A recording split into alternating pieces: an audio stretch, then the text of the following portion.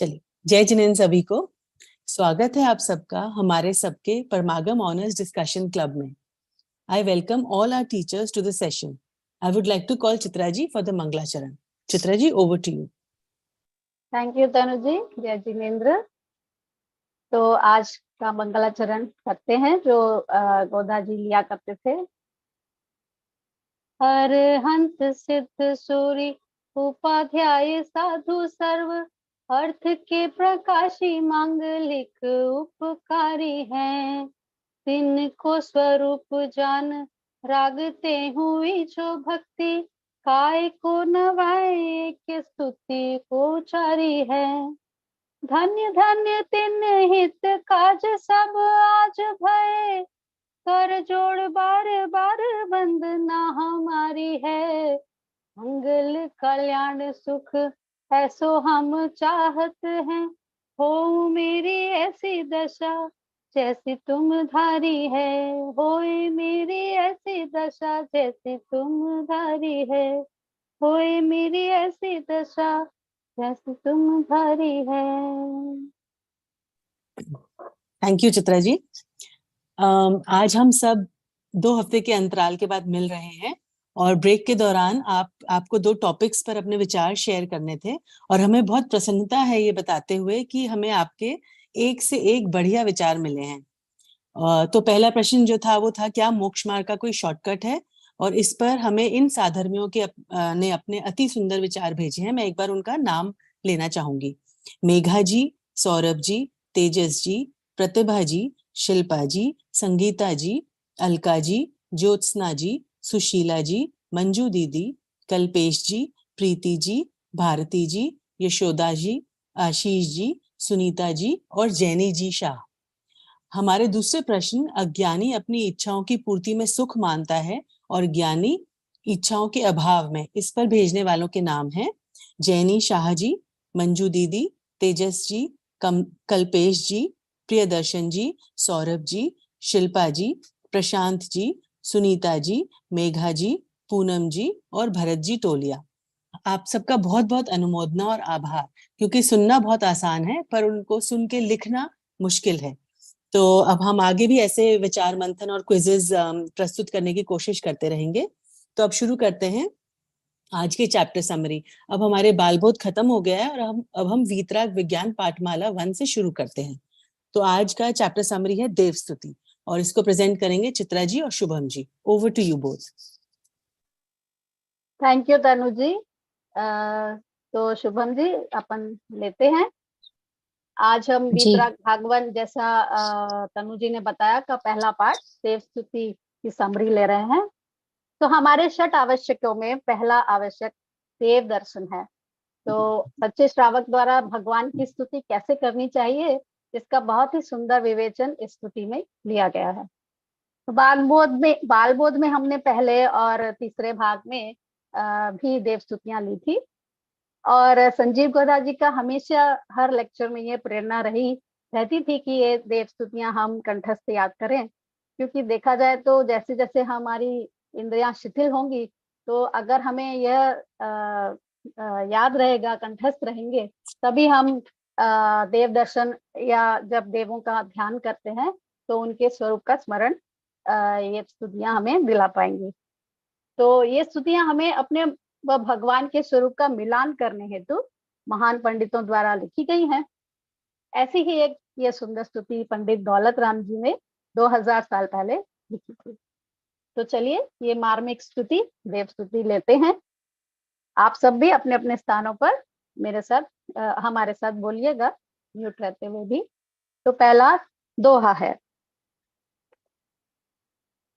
सकल ज्ञेय ज्ञायक तदपि निजानंद रसलीन, सो जिनेन्द्र जयवंत नित हरिरज रहस विहीन, हरिरज रहस विहीन।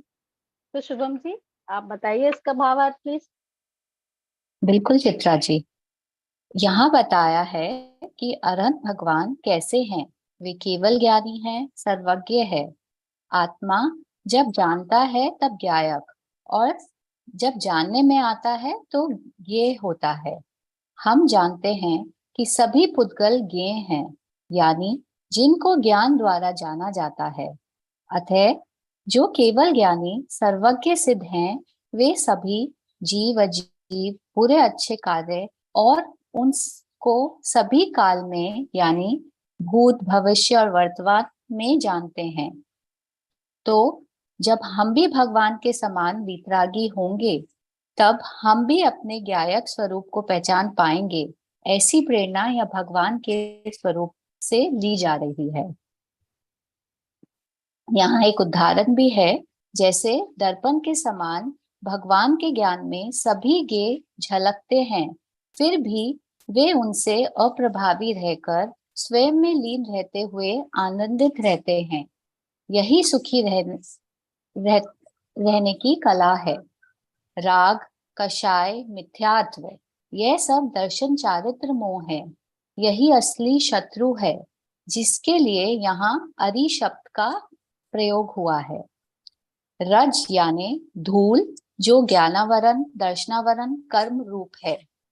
रहस्य यानी अंतराय कर्म, यह चार घाटिया कर्म है। इनसे रहित हैं हमारे अनंत भगवान। ऐसे परमात्मा सदा जयवंत हो। तो बहुत ही सुंदर। तो शुभम जी, अब हम दूसरे छंद में चलते हैं। पतधरी छंद है ये।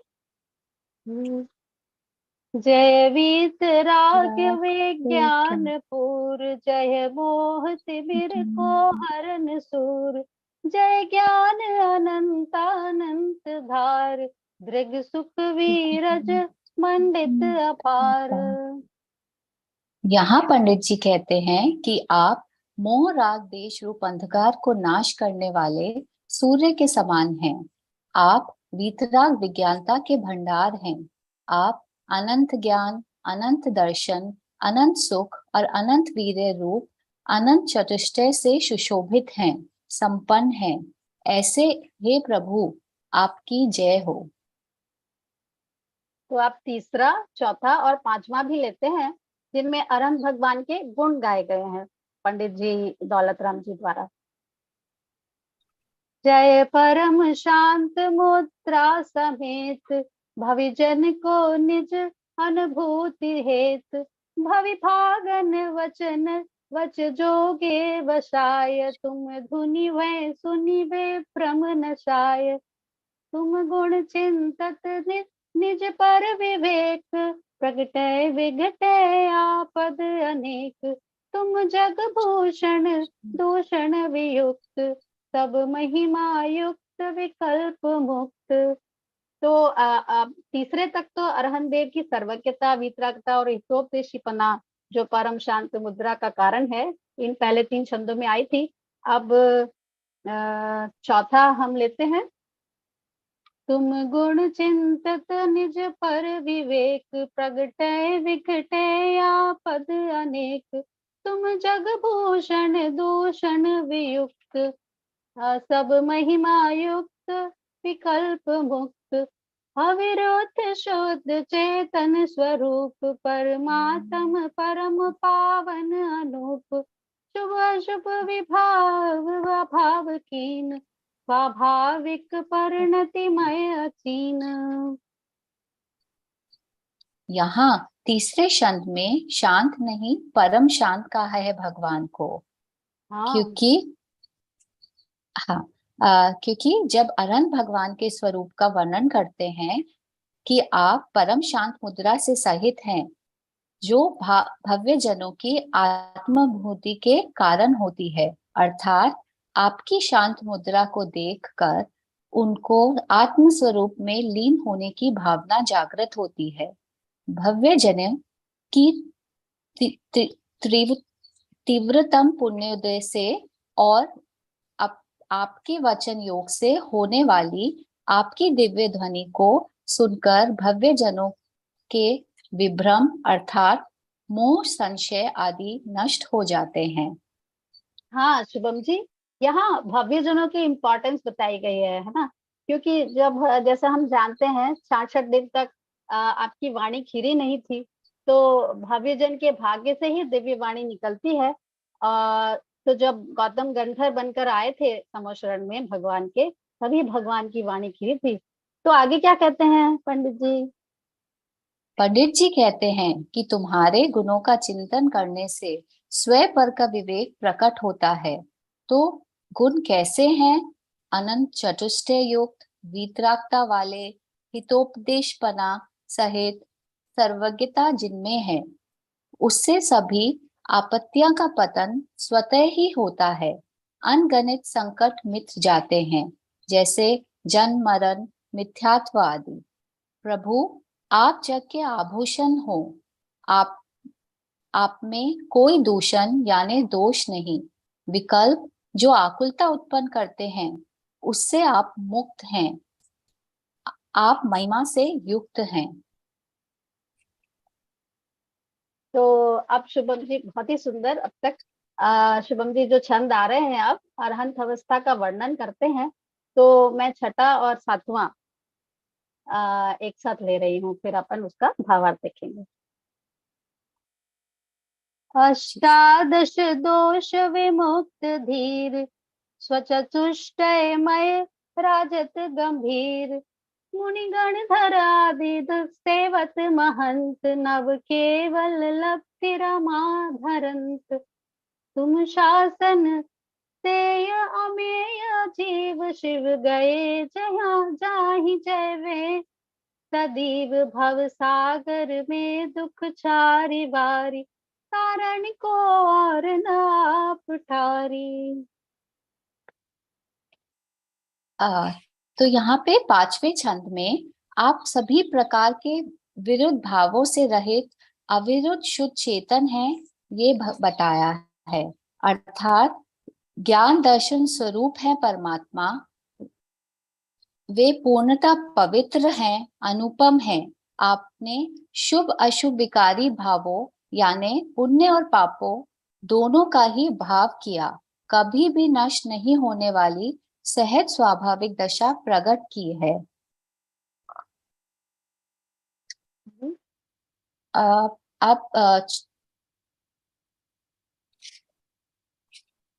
छठवां छंद में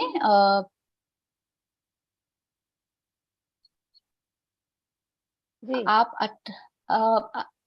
ये 18 दोषों से मुक्त हाँ बताना है ना।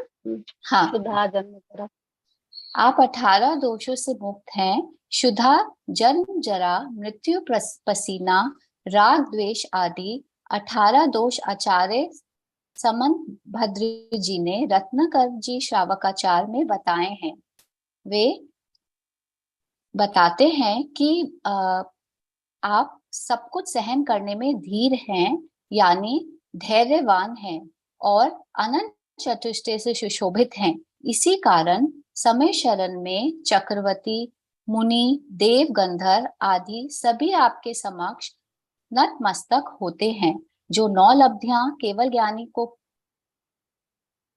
की होती है, ऐसी 9 लब्धियां आपको प्राप्त है। आगे 7वें छंद में बताया कि जिनेंद्र देव की ऐसी महिमा है जो हमें उनके दर्शन करते समय आती है। उनकी वाणी घिरने पर अनंत जीवों ने मोक्ष प्राप्त किया है, कर रहे हैं और करेंगे। संसार रूपी सागर जो दुख रूप है और जिसकी तुलना खारे नीर से की गई है, उससे तारने वाले आप ही हैं।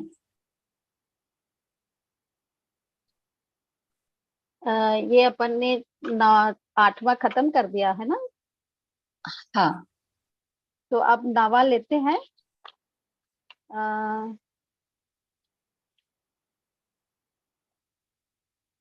अ, मैंने 8वां पढ़ा क्या आप हाँ शुभम जी? आपको हाँ 7th 8th पढ़ लिया आपने।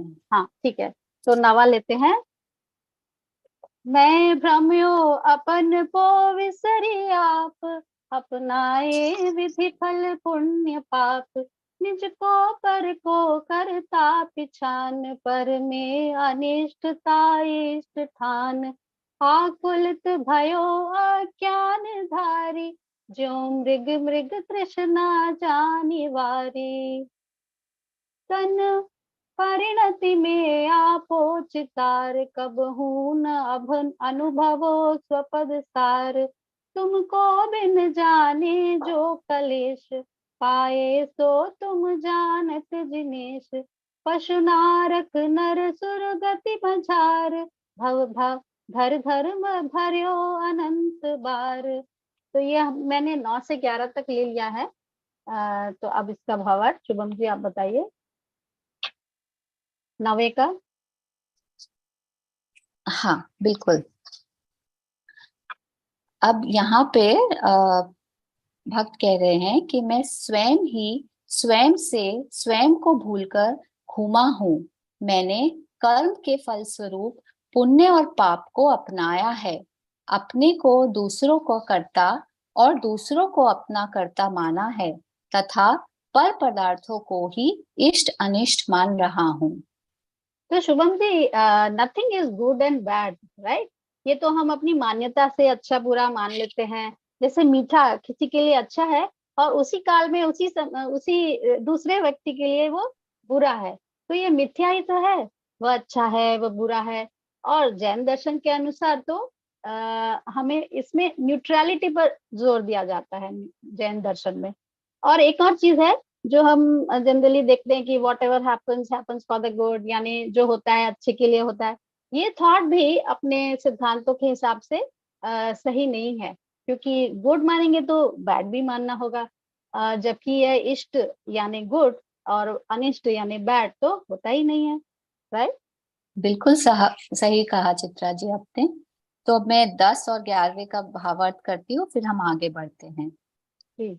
सो 10वें में बताया है कि अज्ञान धारण करके मैं सदा आकुलित ही रहा।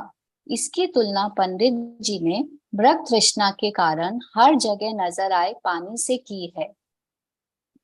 जैसे पंडित जी ने उदाहरण लिया, ऐसे ही दशा हमारे शरीर की परिणति यानी अवस्थाओं में अपनापन मानने के कारण हो रही है। जैसे स्वयं को ही पतला, मोटा, लंबा आदि मान लेना एवं अपने सच्चे स्वरूप का अनुभव नहीं करना। और आगे 11वें में बताया कि आपको बिना जाने जो कष्ट पाए हैं वे सब आप जानते हैं। देव, मनुष्य, तिर्यंश, नारकी ये सब भव धारण किए संसार में जो रुला हूँ, अनंत बार जन्म मरण किया है। ये कुछ दुख हैं।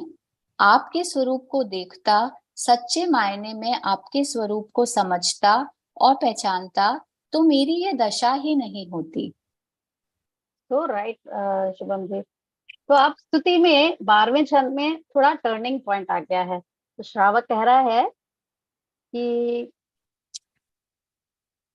अब काल लब्धि बलते दयाल, तुम दर्शन पाए भयो खुशाल। मन शांत भयो मिटि सकल द्वंद्व, चाख्यो स्वातम रस दुख निकंद। इस 12वें तो छंद में आया है। इसमें थोड़ा सा मैं बता देती हूँ कि पंडित जी कह रहे हैं कि मेरी काल लब्धि आ गई है। आपके दर्शन को पाकर मन शांत हो गया है, अपने स्वरूप का ध्यान हुआ, तो जो द्वंद्व यानी स्ट्रगल चल रहा था वो मिट गया।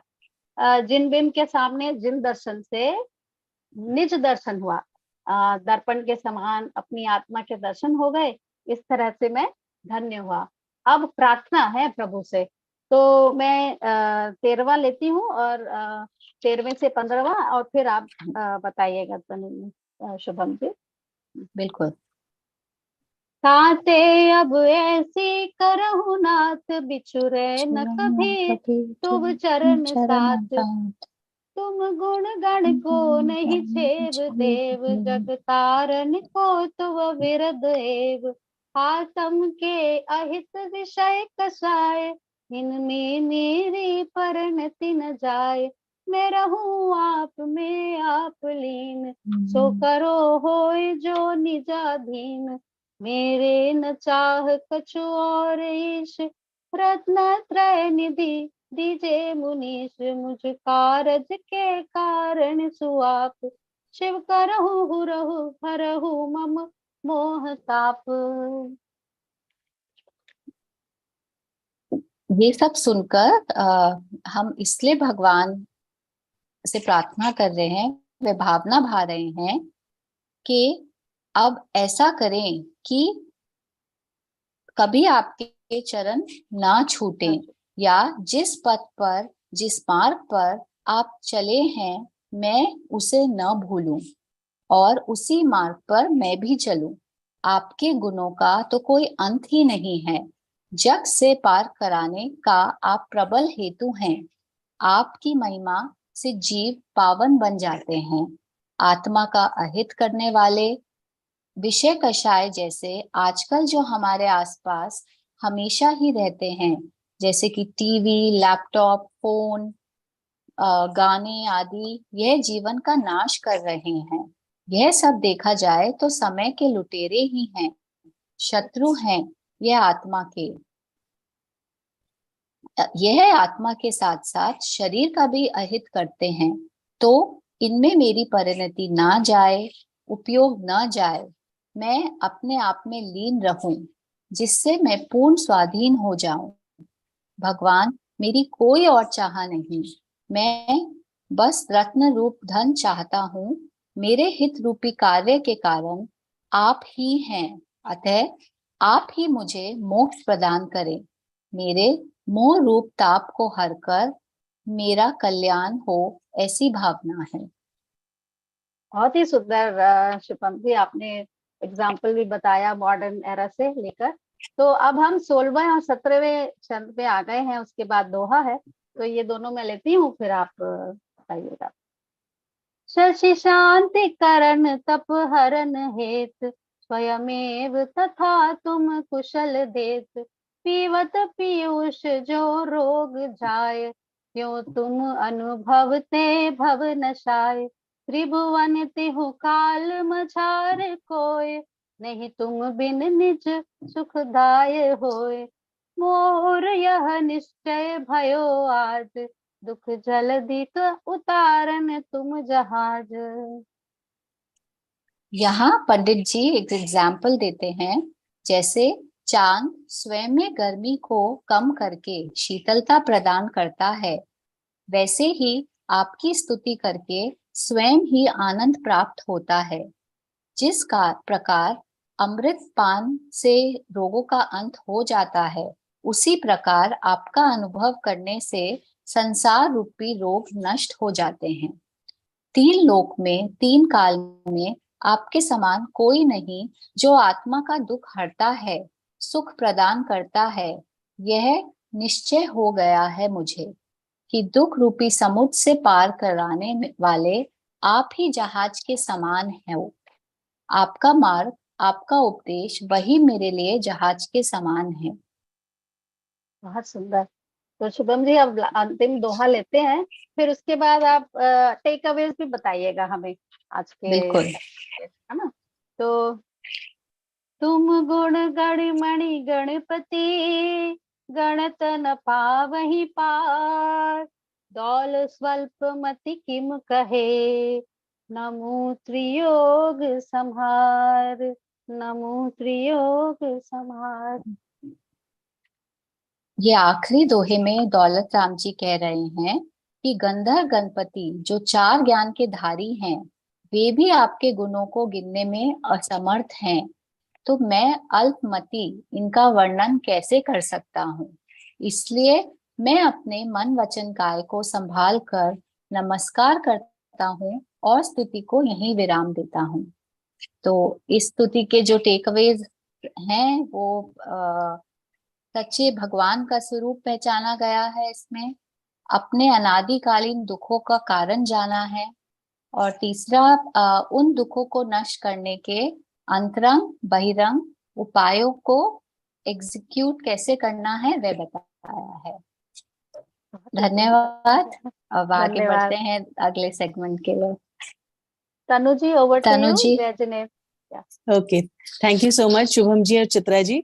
और ये सही बात है कि जब हमने, जैसे अब हमने पढ़ाई करी, क्योंकि हम काफी साल तक तो अनभिज्ञ थे, पर हमने निश्चय व्यवहार जब समझा पक्ष, तो जब हम स्तुति पढ़ते हैं या कोई भी पूजा करते हैं तो हमारा अंदर डेप्थ आ जाती है, बिकॉज हमें व्यवहार से क्या बोला जा रहा है और निश्चय में हमारा क्या अभिप्राय होना चाहिए अंदर से, उसकी क्लैरिटी आती है। तो चलिए, बहुत सुंदर आपने दोनों ने बताया ये। अब हम आगे बढ़ते हैं अपने स्टोरी सेगमेंट की ओर, और उसके लिए I would like to invite Rashmi ji for the story segment. Rashmi ji, over to you.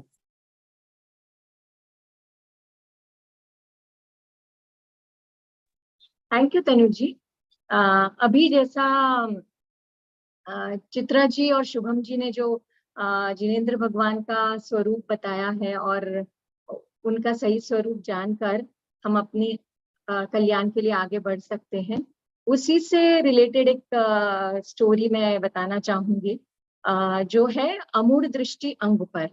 तो यहाँ पर जो जिनेंद्र भगवान है, उनका सही स्वरूप समझकर हमें सही जो देव है उन्हीं का वंदन नमस्कार करना चाहिए। ये इस स्टोरी से हम सीख सकते हैं। तो ये स्टोरी सुनाने से पहले अमूढ़ दृष्टि क्या होती है, इसको मैं शॉर्ट में एक बताना चाहूंगी कि एक हमारी दृष्टि कैसी होनी चाहिए। तो ऐसी दृष्टि होनी चाहिए जो मूढ़ ना हो, अमूढ़ हो। सरल भाषा में कहूँ तो ऐसी दृष्टि जो मूर्खों की ना हो। मूढ़ माने वास्तव में नादान।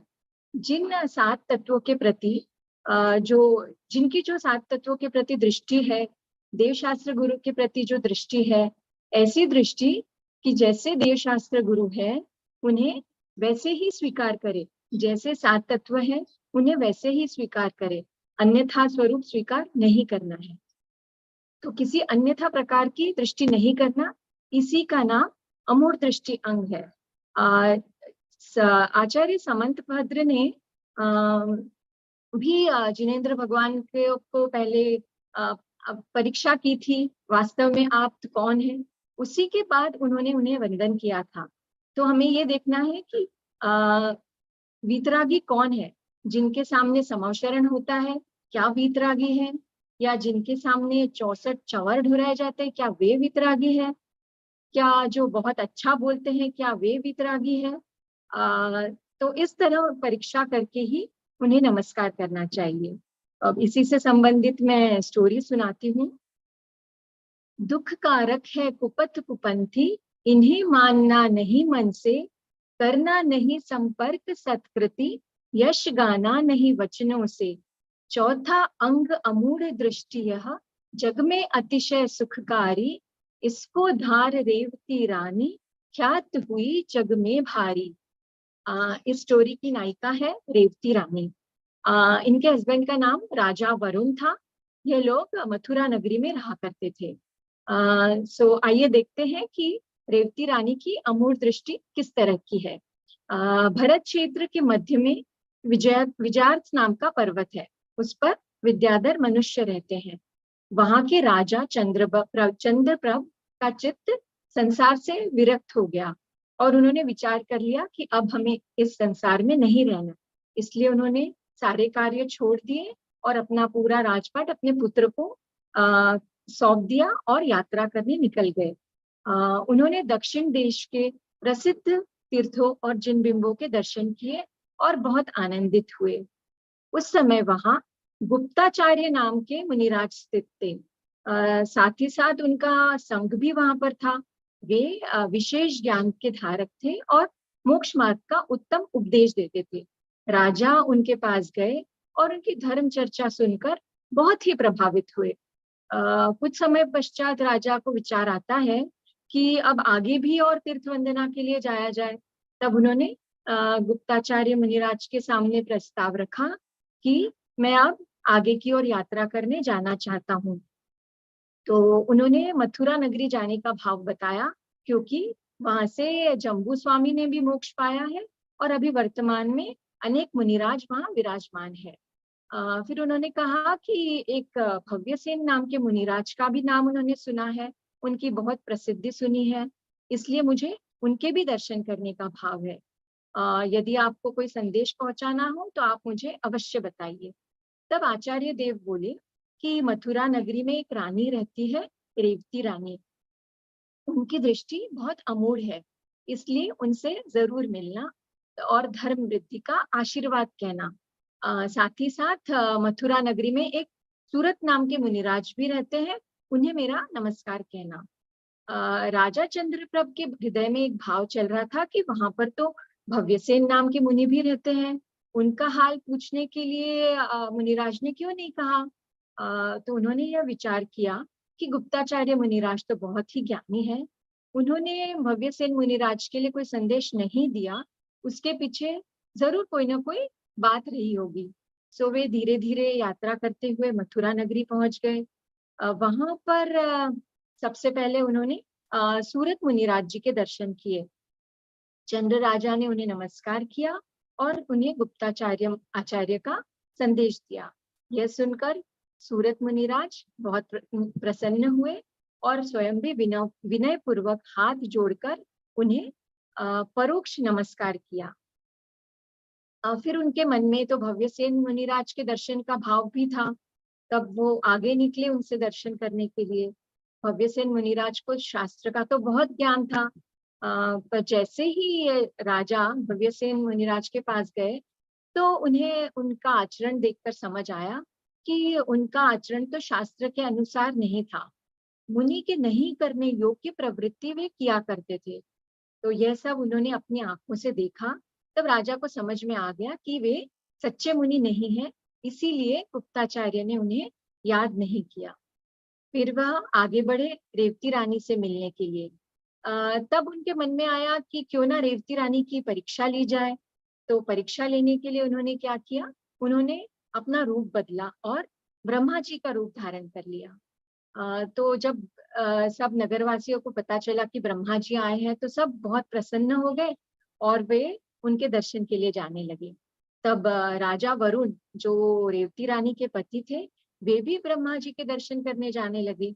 तो उन्होंने रेवती रानी से भी कहा चलने के लिए, मगर रेवती रानी ने तो कहा कि यह तो कोई ब्रह्मा है ही नहीं, ये तो किसी मायाचारी ने इंद्रजाल खड़ा किया है, क्योंकि ब्रह्मा तो कोई है ही नहीं और ना ही कोई इस सृष्टि का करता है। साक्षात ब्रह्मा तो अपना ज्ञान स्वरूप भगवान आत्मा है। या भरत क्षेत्र में भगवान ऋषभदेव ने मोक्ष मार्ग की रचना की, इसलिए उन्हें आदि ब्रह्मा कहते हैं। इसके अतिरिक्त कोई दूसरा ब्रह्मा है ही नहीं कि जिसे मैं वंदन करूं। जब राजा चंद्रप्रभ ने देखा कि रेवती रानी उनके दर्शन के लिए नहीं आई, तब उन्होंने किया सोचा कि मैं कोई और रूप धारण करके आता हूँ। तो उन्होंने दूसरे दिन विष्णु का रूप धारण किया। तब राजा सोचने लगा कि अब तो रेवती रानी अवश्य आएगी, परंतु रेवती रानी जिनका नाम था, जो वीतराग दशा की शरण में ही समर्पित थी, उनका मन जरा भी नहीं डिगा। उसने सोचा कि कृष्ण आदि 9 विष्णु होते हैं और वे तो चौथे काल में ही हो गए हैं, ये 10वां विष्णु या नारायण तो होता ही नहीं है, इसलिए यह सब बनावटी है, क्योंकि जिनवाणी मिथ्या नहीं होती। इस प्रकार जिनवाणी की दृढ़ श्रद्धा पूर्वक अमूढ़ दृष्टि अंग से वे जरा भी विचलित नहीं हुई। अगले दिन फिर राजा ने क्या किया, उन्होंने शंकर का रूप धरा। तो इस तरह उन्होंने रूप धरे, लेकिन रेवती रानी जरा भी विचलित नहीं हुई। तब उन्होंने सोचा कि कुछ और किया जाए, तो चौथे दिन उन्होंने साक्षात तीर्थंकर भगवान का रूप धर लिया। तो अद्भुत समौशरण की रचना, गंधकुटी जैसा दृश्य और उसमें चतुर्मुख सहित विराजमान तीर्थंकर भगवान, लोग फिर दर्शन करने दौड़े। राजा ने सोचा कि इस बार तो रेवती रानी तीर्थंकर भगवान के दर्शन के लिए अवश्य आएगी, परंतु रेवती रानी ने कहा कि अभी इस पंचम काल में तीर्थंकर कैसे। भगवान ने इस भरत क्षेत्र में एक कालखंड में तो सिर्फ 24 तीर्थंकर ही बताए हैं और ऋषभदेव से महावीर पर्यंत 24 तीर्थंकर तो मोक्ष चले गए हैं, तो ये तो कोई तीर्थंकर है नहीं। 25 तीर्थंकर तो होते नहीं हैं, तो यह तो कोई कपटी का माया जाल ही है। मूढ़ लोग देव के स्वरूप का विचार किए बिना ही एक के पीछे एक दौड़े चले जा रहे हैं। तो इस तरह रेवती रानी तो उनके दर्शन के लिए नहीं गई और इस तरह उनकी परीक्षा हो गई। ऐसी धर्म श्रद्धा में दृढ़ रेवती रानी से राजा चंद्रप्रभ बहुत प्रसन्न हुए और अपने असली स्वरूप में प्रकट होकर उन्होंने क्षमा मांगी और कहा कि यह मायाजाल उन्होंने ही खड़ा किया था। गुप्ताचार्य मुनिराज ने आपकी बहुत प्रशंसा की थी और आपको आशीर्वाद भेजा है। मुनिराज के आशीर्वाद की बात सुनते ही रेवती रानी को अपार हर्ष हुआ और उनका आशीर्वाद स्वीकार कर उन्होंने उन्हें परोक्ष नमस्कार किया। रेवती रानी की दृढ़ श्रद्धा से मथुरा नगरी में कितने ही जीव कुमार्ग छोड़कर जिन धर्म के भक्त बन गए। इस तरह जैन धर्म की महान प्रभावना हुई। बहुरूपीय तो रूप बदल कर आएंगे आपको चेक करने के लिए, पर वास्तव में अगर हम अपने को प्रॉमिस करके रखते हैं, हम अपनी दृष्टि सटीक रखते हैं, चाहे कुछ भी हो जाए, वस्तु स्वरूप के विरुद्ध हमें नहीं जाना है। कई लोग तो ये भी कहते हैं कि हमें अक्षरधाम तो जाना ही है, अजमेर में जो दरगाह है वहां हमें दर्शन करने जाना है। पर अगर हम एक बार वहां गए तो हो सकता है कि हमारा मन करे कि हम बार बार वहां जाएं, पर वास्तव में तो वो हमारे आयतन नहीं है। अगर हम उधर जाएंगे तो हमारी दृष्टि कहीं ना कहीं मूड होती हुई दिखाई देगी।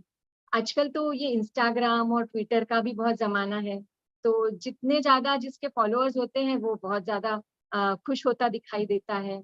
तो हमें यह समझना चाहिए कि हम किसे फॉलो कर रहे हैं।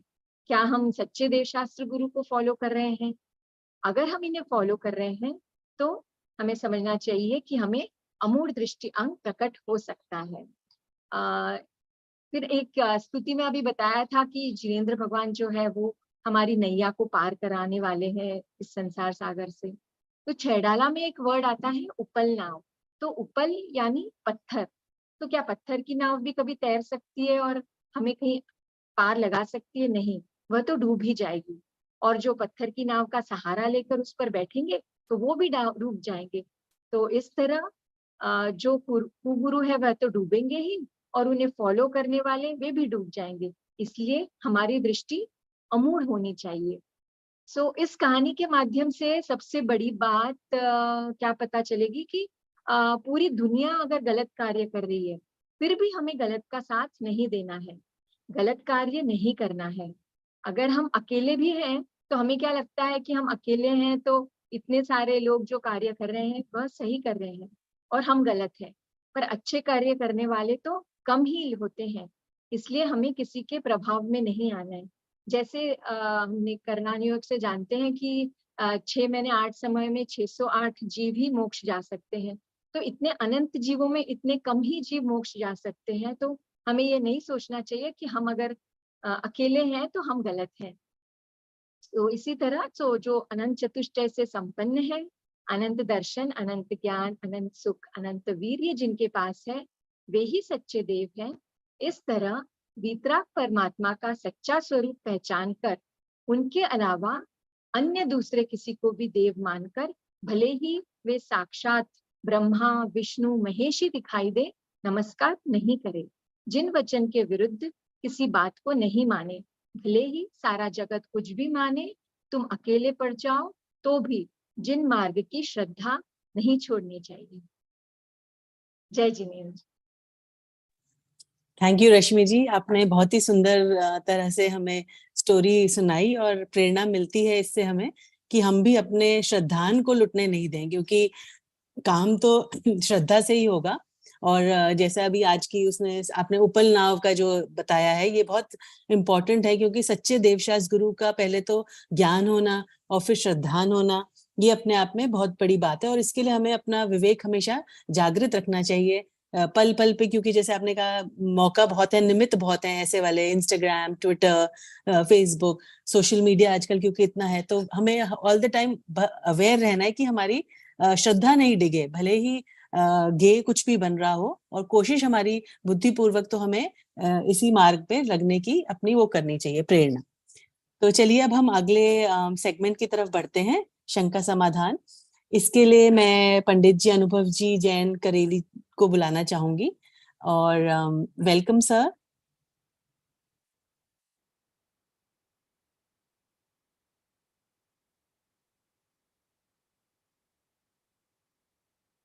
सर आपको आवाज आ रही है?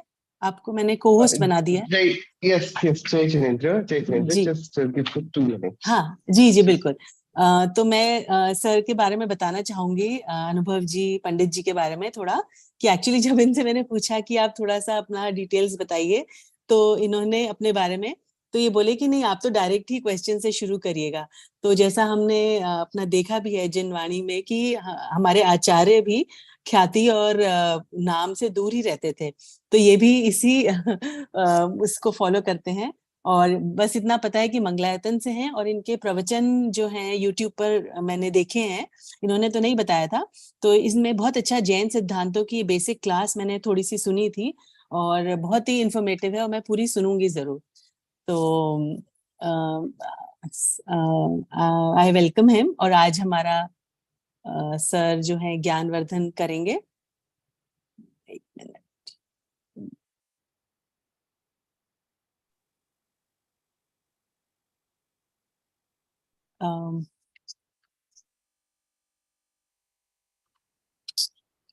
सर आप मैंने आपको को होस्ट बना दिया है।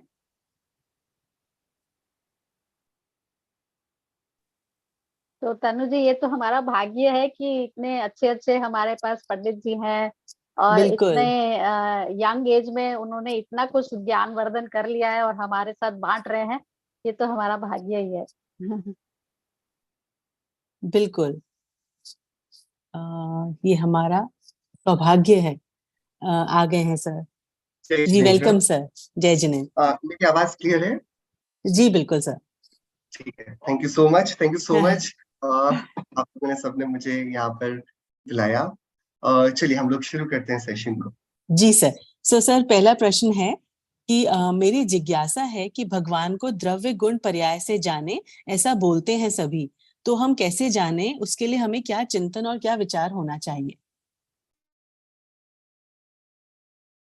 बहुत ही सुंदर प्रश्न है, और जैन सिद्धांत का, जैन आगम का ये गूढ़तम प्रश्न है और सबसे फंडामेंटल भी है।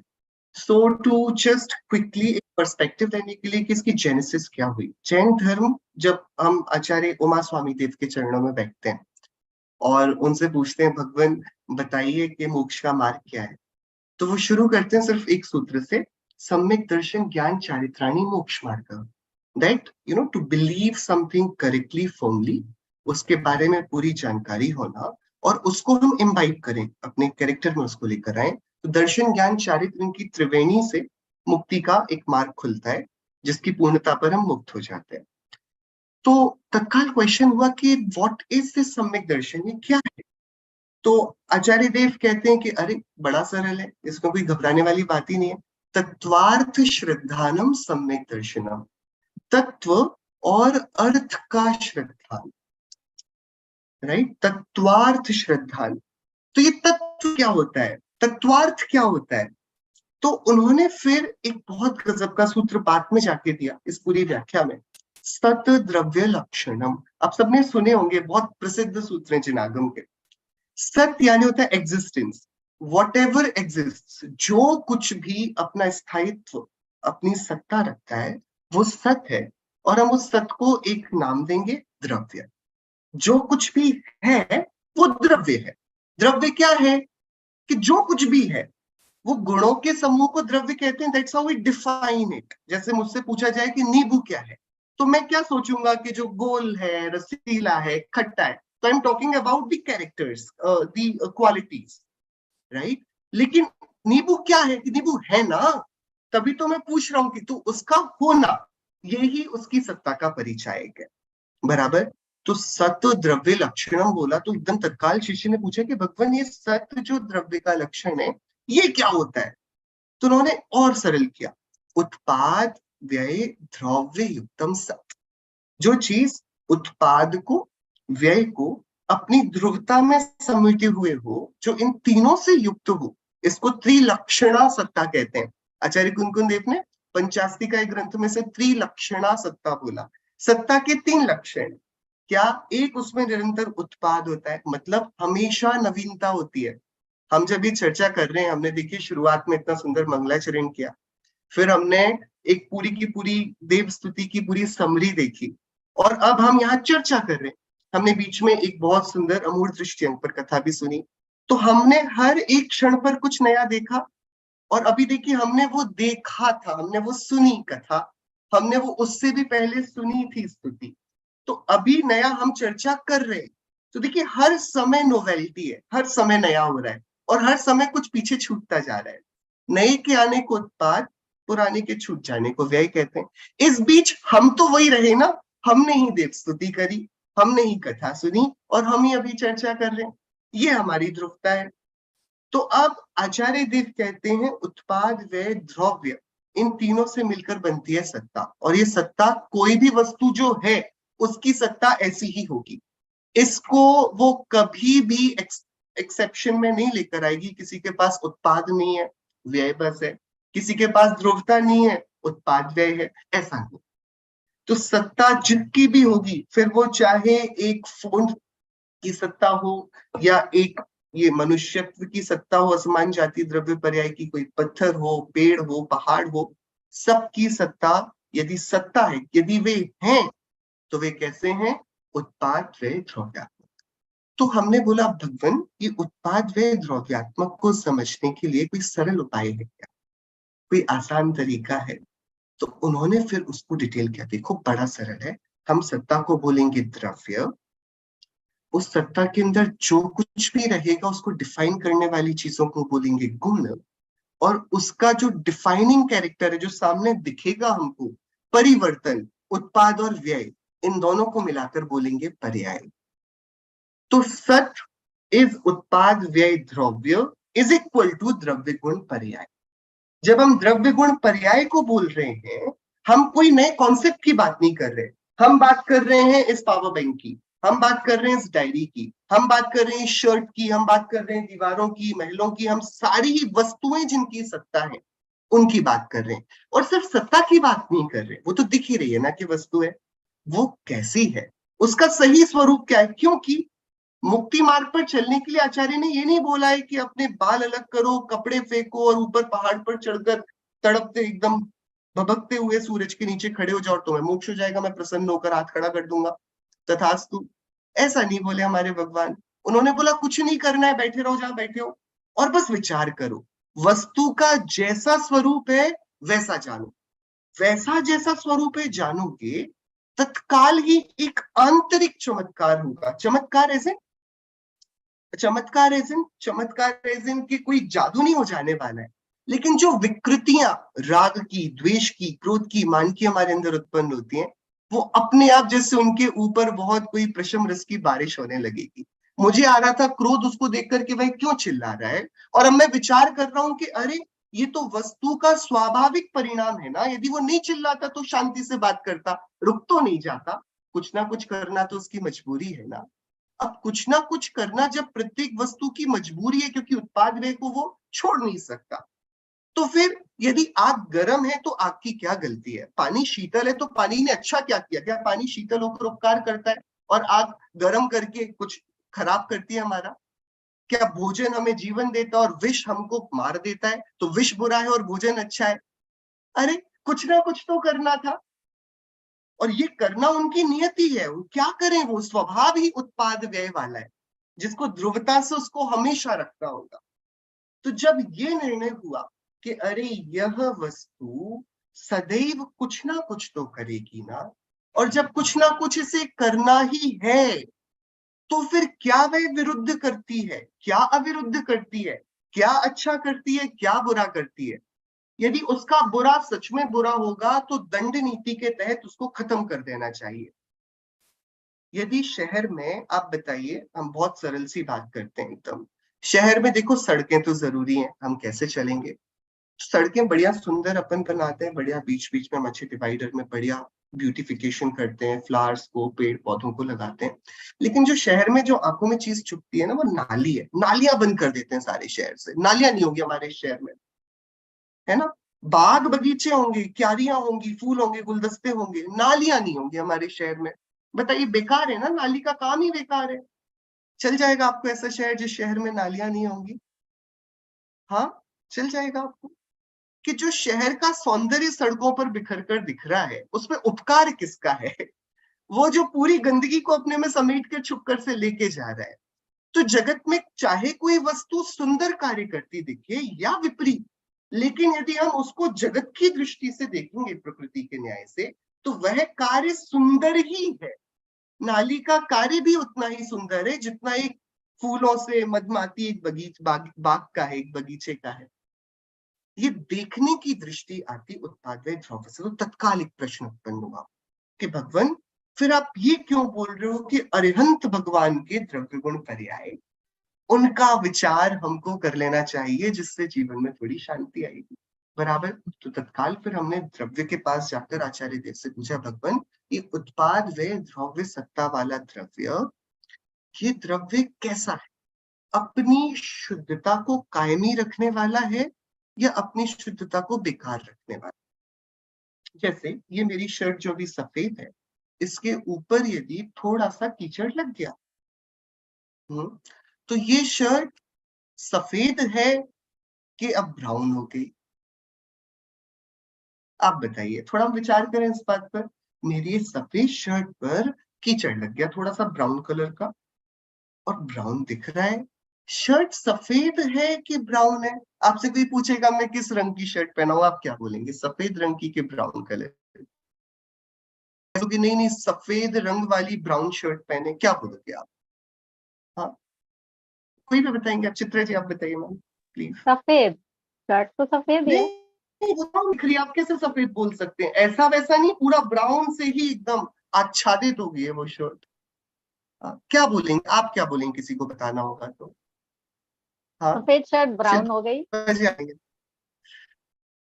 नहीं, आप शर्ट का जो इंट्रोडक्शन देंगे वो उसके ब्राउन हो जाने वाले कलर से देंगे कि इंट्रोडक्शन तो सफेद से ही स्टार्ट होगा? क्या होगा? इंट्रोडक्शन तो सफेद से ही होगा हमेशा। बराबर। तो जब हम, जैसे कि मेरे पास एक कार है और उस कार में मतलब जो स्पीडोमीटर लिखा लगा हुआ है वो 180 किलोमीटर तक जाती है। अब आप हिंदुस्तान की सड़कें जानते हैं, 180 पर तो कौन चलाएगा यहाँ पर कार, राइट? आप लोगों को आवाज आ रही है मेरी? जी बिल्कुल आ रही है सर। बिल्कुल, हाँ। तो हिंदुस्तान की सड़कों में ऐसा तो कोई, मुझे नहीं लगता है कि भारत 180 पर रोज राइट। सो लेकिन जब यदि कोई मुझसे पूछेगा आपकी कार में स्पेशल क्या है, आपकी कार कितनी स्पीड तक चलती है, तो आप क्या बोलेंगे? मेरी कार मैं चलाता हूँ 30 की स्पीड पर। मेरे पास लर्नर्स लाइसेंस है, मैं डर डर के चला, तो मेरी कार 180 किलोमीटर चलती है? आप बताइए, बताइए। बिल्कुल यदि बोलेंगे। आपकी कार में 180 का है तो और आप चलाते 20 पर है, तो कार का परिचय, तुम्हारी कार 150 तक चल जाती, मेरी तो 20 तक जाती है। इज इट आप लोगों के घर की टीवी में कितने चैनल्स आ जाते हैं? मेरे घर में तो सिर्फ 3 ही आते हैं टीवी में। आपके घर की टीवीज में कितने चैनल्स आ जाते हैं? हाँ, कि अरे वस्तु का परिचय तो उसकी पूरी सामर्थ्य से होगा ना। जो अभी यूटिलाइज किया जा रहा है वो उसकी एक्चुअल डेफिनेशन को डिफाइन नहीं करेगा। तो मैं अभी राग द्वेष वाला दिख रहा हूं, मैं अभी मलिन दिख रहा हूं, बहुत सारे धब्बे हैं मेरे पास कीचड़ के, मेरे ही द्रव्य गुण पर्यायों में वो दिखाई दे रहे हैं सामने से। सामने जो देख रहा है उसको शोराई दे रही है, लेकिन जब मैं उसे खुद देखता हूं ना तो मुझे पता है वो सफेद शर्ट है, बस वॉशिंग मशीन तक जाने की देरी है। एक ऐसा नहीं कि वॉशिंग मशीन पर जब धुल जाएगी तब मैं मानूंगा कि ये सफेद है। आई नो ये सफेद है, जब ये पूरी मैली है तब ये सफेद है, तभी ये वॉशिंग मशीन तक जाएगी। यदि मैं कन्विंस हो गया कि ये तो हल्दी का दाग है, कभी नहीं जाएगा, पीली रहने वाली है, अब उस दाग को निकालने के लिए वॉशिंग मशीन की ओर मैं नहीं देखूंगा। अब वो तो हो गई, वो पीली शर्ट थोड़ी पीली, सफेद शर्ट थोड़े से धब्बे वाली हो गई। अब ये होगा कि वो होली वाले दिन पहन लूंगा मैं एक आध दिन, मैं रोज रोज नहीं निकालूंगा उसको, राइट। लेकिन अब उसका एक्चुअल में डेफिनेशन चेंज हुआ है क्योंकि उसमें जो मल लगा है वो अपरिहार्य है। लेकिन द्रव्य में तो ऐसा कोई मल होता नहीं, ऐसा कोई दोष नहीं जो द्रव्य से निकाल लिया ना जा सके। इसलिए द्रव्य का परिचय होता है उसकी पूरी शुद्धता से, और मेरे लिए मेरी शुद्धता की मिसाल है अरिहंत भगवान। तो मैं ये देखता हूं कि मेरे पास राग दिखता है लेकिन मुझ में नहीं है। कैसे? जैसे अरिहंत में नहीं है। मेरे पास कैवल्य नहीं दिखता, बिखरा बिखरा ज्ञान दिखता है, लेकिन मैं कैवल्य स्वभावी हूं। कैसा? जैसे अरिहंत भगवान है, मेरा निरंतर परिणमन है, मैं निरंतर परिणाम कर रहा हूं, और यही मेरी सबसे बड़ी शक्ति है। आज राग रूप परिणाम करता हुआ मैं कल वीतराग रूप परिणाम भी कर लूंगा, क्योंकि अरिहंत भगवान भी परिणाम कर रहे हैं। तो every moment is an opportunity for me to let go of all my, जितनी भी मेरी थोड़ी सी कालीमा है, थोड़ी सा अधूरापन है, वो मेरा उत्पाद व स्वभाव मुझे पूर्णता की ओर ले जाएगा। लेकिन उसके पहले मुझे पता तो होना चाहिए कि मेरी गाड़ी 30 तक नहीं चलती है, मुझसे 30 तक चलाते आती है। मैं थोड़ा तो पुश करूं एक्सीलरेटर पर, देखो मैं ही कैवल्य को लूंगा। मैं छोटी छोटी किताबें, छोटे छोटे ग्रंथ पढ़ के समझता हूँ मैंने पढ़ लिया बहुत कुछ, अरे मैं कैवल्य लक्ष्मी का स्वामी हूँ, जैसे अरिहंत भगवान है। तो अकेली एक वस्तु की सामर्थ्य का विचार हमें पुश करता है अपनी पूर्णता का साक्षात्कार कर लेने को, उसकी व्यक्ति कर लेने को। ये अरिहंतों के जानने का तात्पर्य आचार्य कुंद देव ने प्रवचन सार ग्रंथ की 80वीं गाथा में बहुत सुंदर तरीके से दिया। आप यदि उसकी टीका पढ़ेंगे, वो यही द्रव्य गुण पर्याय की व्याख्या वहां पर लेकर आए। बहुत गजब की वो टीका है, सूक्ष्म है। मैंने बहुत सरल शब्दों में, और शायद जितनी सूक्ष्मता उसमें मैं उतना न्याय यहाँ नहीं कर पा रहा हूँ, लेकिन एक पर्सपेक्टिव कि क्यों हम अरिहंत भगवान को आइडल बनाकर पहला ही शब्द कोई बच्चा होता है तो उसको सुनाते हैं नमो अरिहंताड़म। ये कोई महामंत्र ऐसे ही नहीं बन गया है। अरे अरिहंत जैसे है ना वो मैं अपने सामर्थ्य को नमस्कार करता हूँ जब मैं अरिहंत भगवान के सामने झुकता हूँ। तो एक कारण तो ये है अरिहंतों के द्रव्य गुण पर्याय हमारे जैसे, और दूसरा ये कि वे प्रतिबिंब है, सम्यक दर्शन के प्रथम निमित्त है निमित्त कारणों में, और प्रत्येक जैन का प्रतिदिन का आवश्यक दर्शन करे, ताकि मुक्ति का मार्ग, उसका अवसर थोड़ा सा लटका हुआ भी देखे दरवाजा, तो हम थोड़ा धक्का मारे और वो खुल जाए, वो अवसर हमारे पास देते हैं वे अरिहंत भगवान है। अतः उनको अपने जैसा और अपने को जो मैं हूं वह है भगवान, मैं वो हूं जो है भगवान, अंतर यही ऊपरी जान, वे विराग यहाँ राग वितान। ये ऊपर का, ये तो चेंज ही हो रहा है ना, ये कपड़े तो बदल रहे हैं, ये राग चला जाएगा, मैं वो हूं जो मेरी सामर्थ्य है। यह बहुत सुंदर, यदि हम द्रव्य गुण पर्याय का विचार करें तो उसका सारे निकल कर आ। Thank you so much sir, आपने इतना अच्छा बताया है, ऐसा लग रहा है जैसे वो वैक्सीन शॉट होता है ना एक, कि हमारी अंदर की दृढ़ता, मतलब अपने स्वरूप की जो एक दृढ़ता आ गई है। बहुत thank you again sir. Sir अब अगले प्रश्न के लिए मैं रश्मि जी को बुलाना चाहूंगी, ये उन्हीं का प्रश्न था। Rashmi ji, over to you. Thank you Tanu ji. जय जिनेंद्र सर। मेरा क्वेश्चन ये था कि जैन धर्म में जब कामदेव जो है वो शलाका पुरुषों में नहीं आते हैं, जबकि वो मोक्ष प्राप्त करते हैं, परंतु नारायण और प्रतिनारायण ये तो आमतौर पर नरक ही जाते हैं, लेकिन फिर भी वे शलाका पुरुष में है, तो ऐसा क्यों? बहुत गजब का ये प्रश्न, मैंने बहुत विचार भी किया इस बात पर। सबसे पहले तो 63 शलाका पुरुष या फिर 169 महापुरुष है ना, 169 महापुरुष, इनकी धारणा जैन प्रथमान योग क्या है, बस इनकी कहानियां, और इनसे, इनके जीवन से हम 3 बातें सीखते हैं: संसार की विचित्रता, पुण्य पाप का फल, और महापुरुषों की प्रवृत्ति। कि संसार कितना विचित्र है कि हम तो सोच रहे थे कि हमारे साथ कुछ बुरा नहीं होगा, और यहाँ चक्रवर्तियों के साथ क्या हो जाता, उनको कोढ़ निकल कर आ गया। उनके पास इतने बड़े बड़े वैद्य हैं, वो कोई दवाई नहीं करा पा रहे। हमको लग रहा है कि एक डॉक्टर को हम जाते हैं और हमारा सब सॉर्टेड है लाइफ में, हम जानते हैं डॉक्टर को अच्छा है जो, राइट। तो एक संसार की विचित्रता के हम ये कभी निर्धारित ही नहीं कर पाएंगे कि कोई यदि तीर्थंकर भी है तो उस पर उपसर्ग होगा कि नहीं। मतलब कर्म कितना निर्दयी है वो, उसमें कोई वीआईपी कल्चर नहीं चलता है कि ठीक है ये थोड़ा एक्सेप्शन हो जाएगा, इन पर थोड़ा, इनको चलो कोई बात नहीं, इनको अनदेखा कर देते हैं। तो एक तो ये संसार की विचित्रता। दूसरा, पुण्य पाप का फल। हमको लगता है मैं आज कुछ अच्छा करूंगा तो कल मेरे साथ सब अच्छा हो, जबकि इट्स पुण्य पाप की सीरीज। क्योंकि नियम है कि मैं यदि अच्छे परिणाम कर रहा हूं, शुभ परिणाम, तो नियम से मैं सिर्फ अंतर्मूल तक कर पाऊंगा, और उसके बाद नियम से या तो मैं शुद्ध परिणाम करूं जैसा मुनिराज कर लेते हैं, या फिर मुझे नियम से फॉल होना पड़ेगा अशुभ परिणाम पर। तो देखो हमारे परिणामों की क्या सीरीज बन रही है, थोड़े टाइम हमने अच्छे परिणाम किए, थोड़े, कितना भी बड़ा पापी क्यों ना हो, बेचारा उसे काम करने ही पड़ेंगे। कितने ही बड़ा पुण्यात्मा क्यों ना हो, यह शुद्धता का अभ्यास नहीं कर है तो होने ही वाला है कि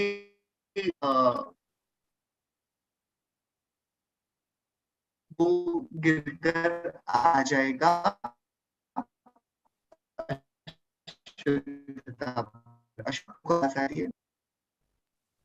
सर थोड़ा शायद ब्रेक हो रहा है।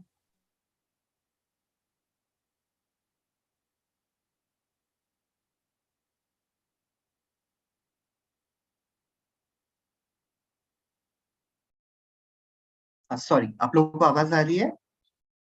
हाँ, मैं वापस जी रिपीट सर। करता हूँ, थोड़ा सा मिस हो जी गया सर। होगा।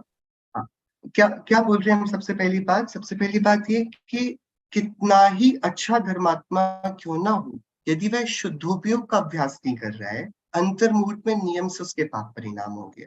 नो मैटर कितनी मंद कषाय है, कितने बड़े नियम है, व्रत है, दिस इज रूल। यदि कितना ही बड़ा पापी है, नो मैटर कितनी क्रूर उसकी कषाय है तीव्र, नियम से अंतर्मुहूर्त में वो अच्छे परिणाम मतलब मंद कषाय के परिणाम करेगी। यदि ऐसा ना हो तो निगोद से हम जो निकल कर आए ना, हमारे पास ऑप्शन ही नहीं होता। हम निगोद से निकलने के लिए क्या करते? बताइए आप। मंदिर के निगोदिया जीव जल्दी निगोद से निकलते होंगे कि जंगल वाले निगोदिया जीव? निगोदिया जीव जो आसपास रिद्धिधारी मुनिराजों के, उनको जल्दी से निकल जाना होता होगा, कि जो पापियों के आसपास होते होंगे वो निगोदिया जीव। कि एक्सटर्नल तो उनके पास कोई भी इंफ्लुएंस नहीं है। आप उनको डमोकारमन सुनाओगे तो निकल जाएंगे क्या वो? कह रहे उनकी एक इंद्रिय है, इतना सा जीवन है, वो कैसे? तो फिर उनको यदि बाहर निकलना है तो ऊंची गति बांधने के लिए तो अच्छे परिणाम चाहिए। तो उनको कौन बताएगा कि अरे तुम इतने तीव्र संक्लेश परिणाम मत करो, अच्छा परिणाम करो? कौन बताएगा? कि बहुत अच्छी फैसिलिटी है, ऑटोमेशन पर है। कोई लगातार पाप नहीं कर सकता, कोई लगातार पुण्य नहीं कर सकता। धर्म को निरंतर किया जा सकता है। धर्म क्योंकि स्वभाव है, धर्म पर अपनी चलती है, वो हमारी अथॉरिटी है। मैं धर्मी हूं, धर्म मेरा अधिकार है। लेकिन पुण्य और पाप ये औदैहिक परिणाम है, इस पे कर्म की उदय की चलती है। This I can not do, right? इसमें मेरा सिर्फ इतना है इन्फ्लुएंस कि मैं अपने पे फोकस नहीं कर रहा हूं। तो बाहर जो दिख रहा है, जैसे बच्चा है, उसको खुद का नहीं पता है, तो उसको इधर से किसी ने थोड़ा झुनझुना बजाया तो वहां दिखने लगा, किसी ने दूसरे के ताली बजाई तो वो वहां दिखने लगा। बच्चे का खुद का कुछ निर्णय नहीं है, उसको जो दिख रहा है वो वहां जा रहा है। किसी ने आग दिखा दी तो रोने लगा, किसी ने टॉफी दिखाई तो हंसने लगा। ये हमारी स्थिति है। जब तक हम स्वरूप को नहीं जानते, हम इसे बोलते कर्म चेतना और कर्म फल चेतना। हम कर्म के उदय में इधर से उधर भागते रहते हैं।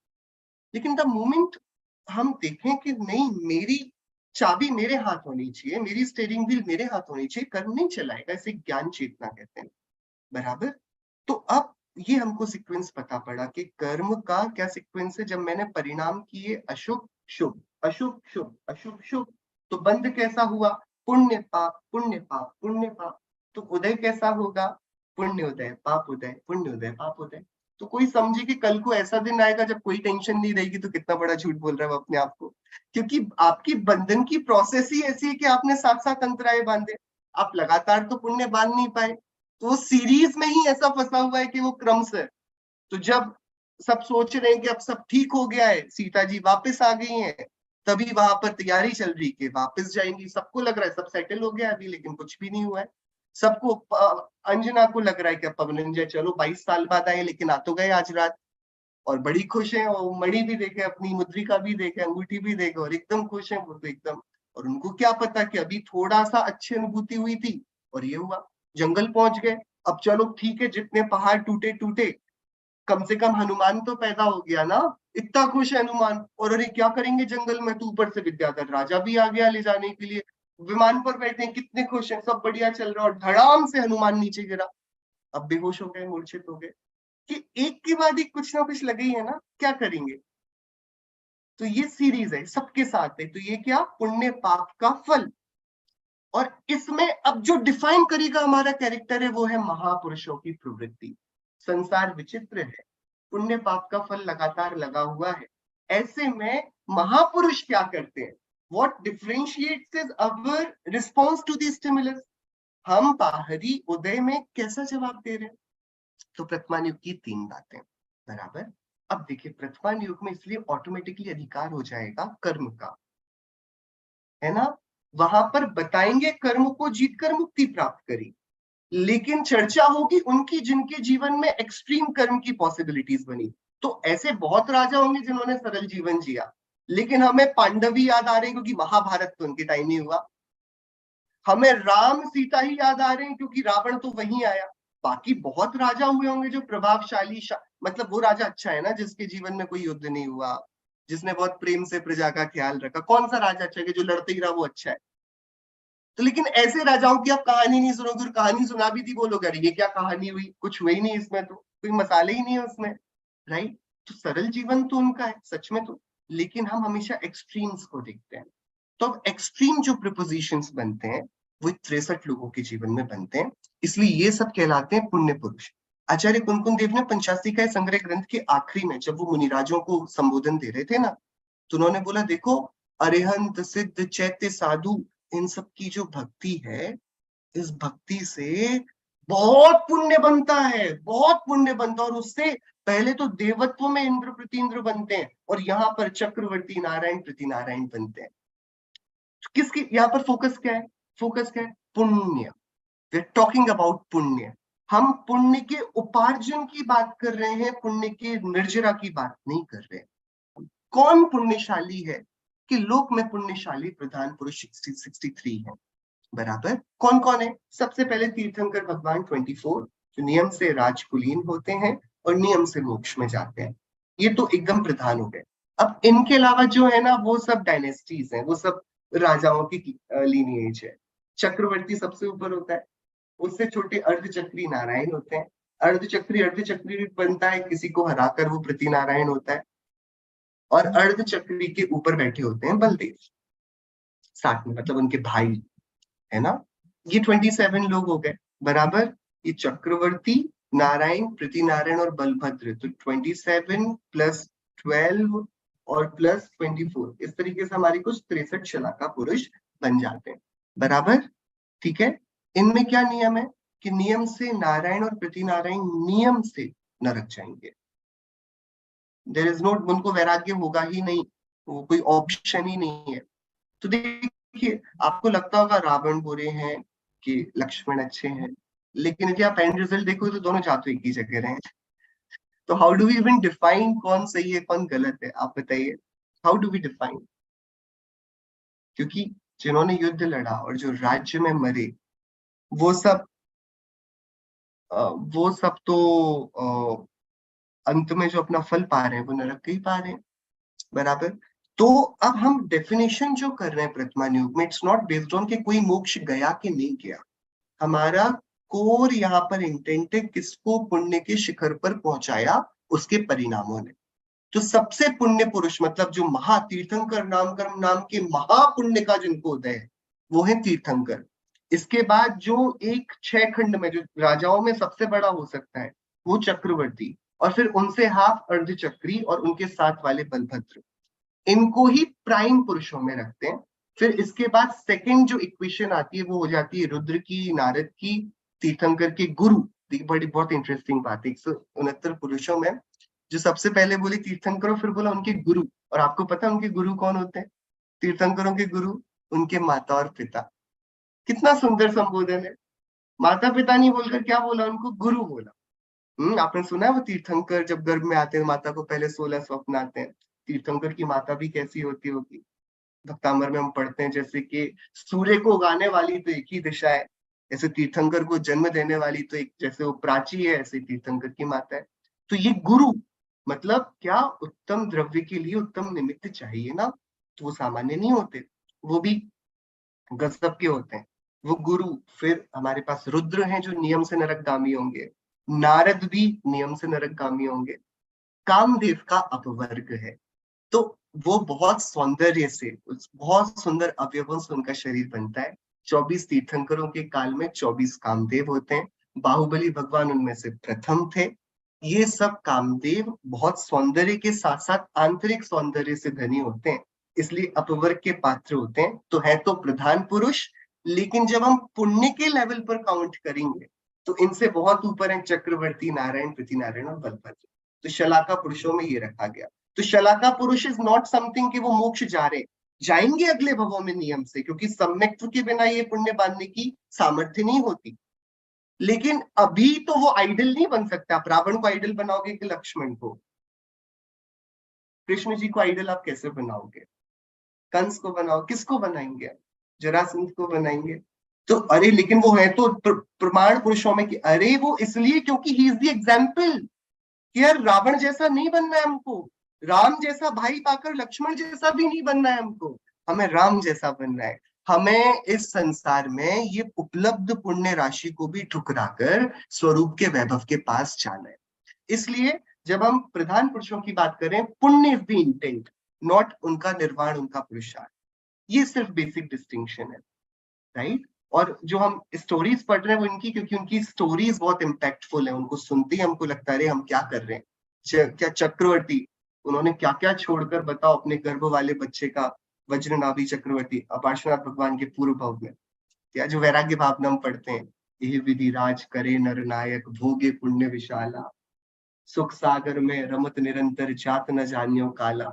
तो वो पार्श्वनाथ भगवान का पूर्व भाव चक्रवर्ती थे। वो कैसे उन्होंने फिर सब कुछ छोड़कर वो एक दिवस शुभ पुण्य संजो के, क्षेमंकर मुनि वंदे, देखी श्री गुरु के पद पंकज, लोचन अली आनंदे।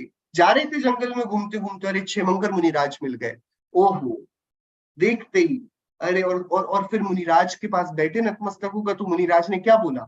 राजन नहीं बोला, वो हे धर्म शिरोमणि। क्या बोले वो राजा से? क्योंकि धर्म तो राजा के ही आधार चलता है। तो इनको इतनी शर्म आई, उनको ऐसा लगा अरे गुरु संबोध्यो धर्म शिरोमणि, सुन राजा वैरागे। उनको वैराग्य आ गया, अरे मैं राजपाट में रचा बचा और ये मुझे धर्म शिरोमणि कह रहे हैं, मैं कौन हूं? और तब उन्होंने संसार शरीर भोग का विचार किया।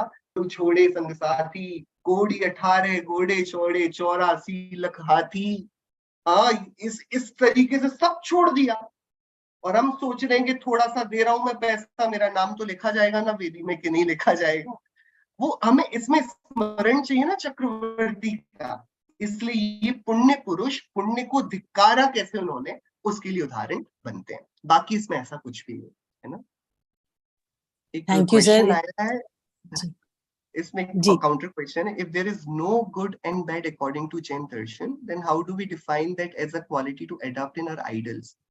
गुड एंड बैड, बहुत जैनिज्म का यही सबसे गजब का मतलब, विश्व को जो सबसे बड़ी दौलत जैन दर्शन ने दी है वो ये दी है कि इसने पुण्य और पाप को एक कटघरे में लाकर खड़ा कर दिया है। जैसे हम मेले में जाते हैं, झूला होता है, उसमें एक नाव ड्रैगन होती है, वो ऐसा जाता है बहुत ऊपर तक, ऐसा जाता है बहुत ऊपर तक, ऐसा जाता है बहुत ऊपर।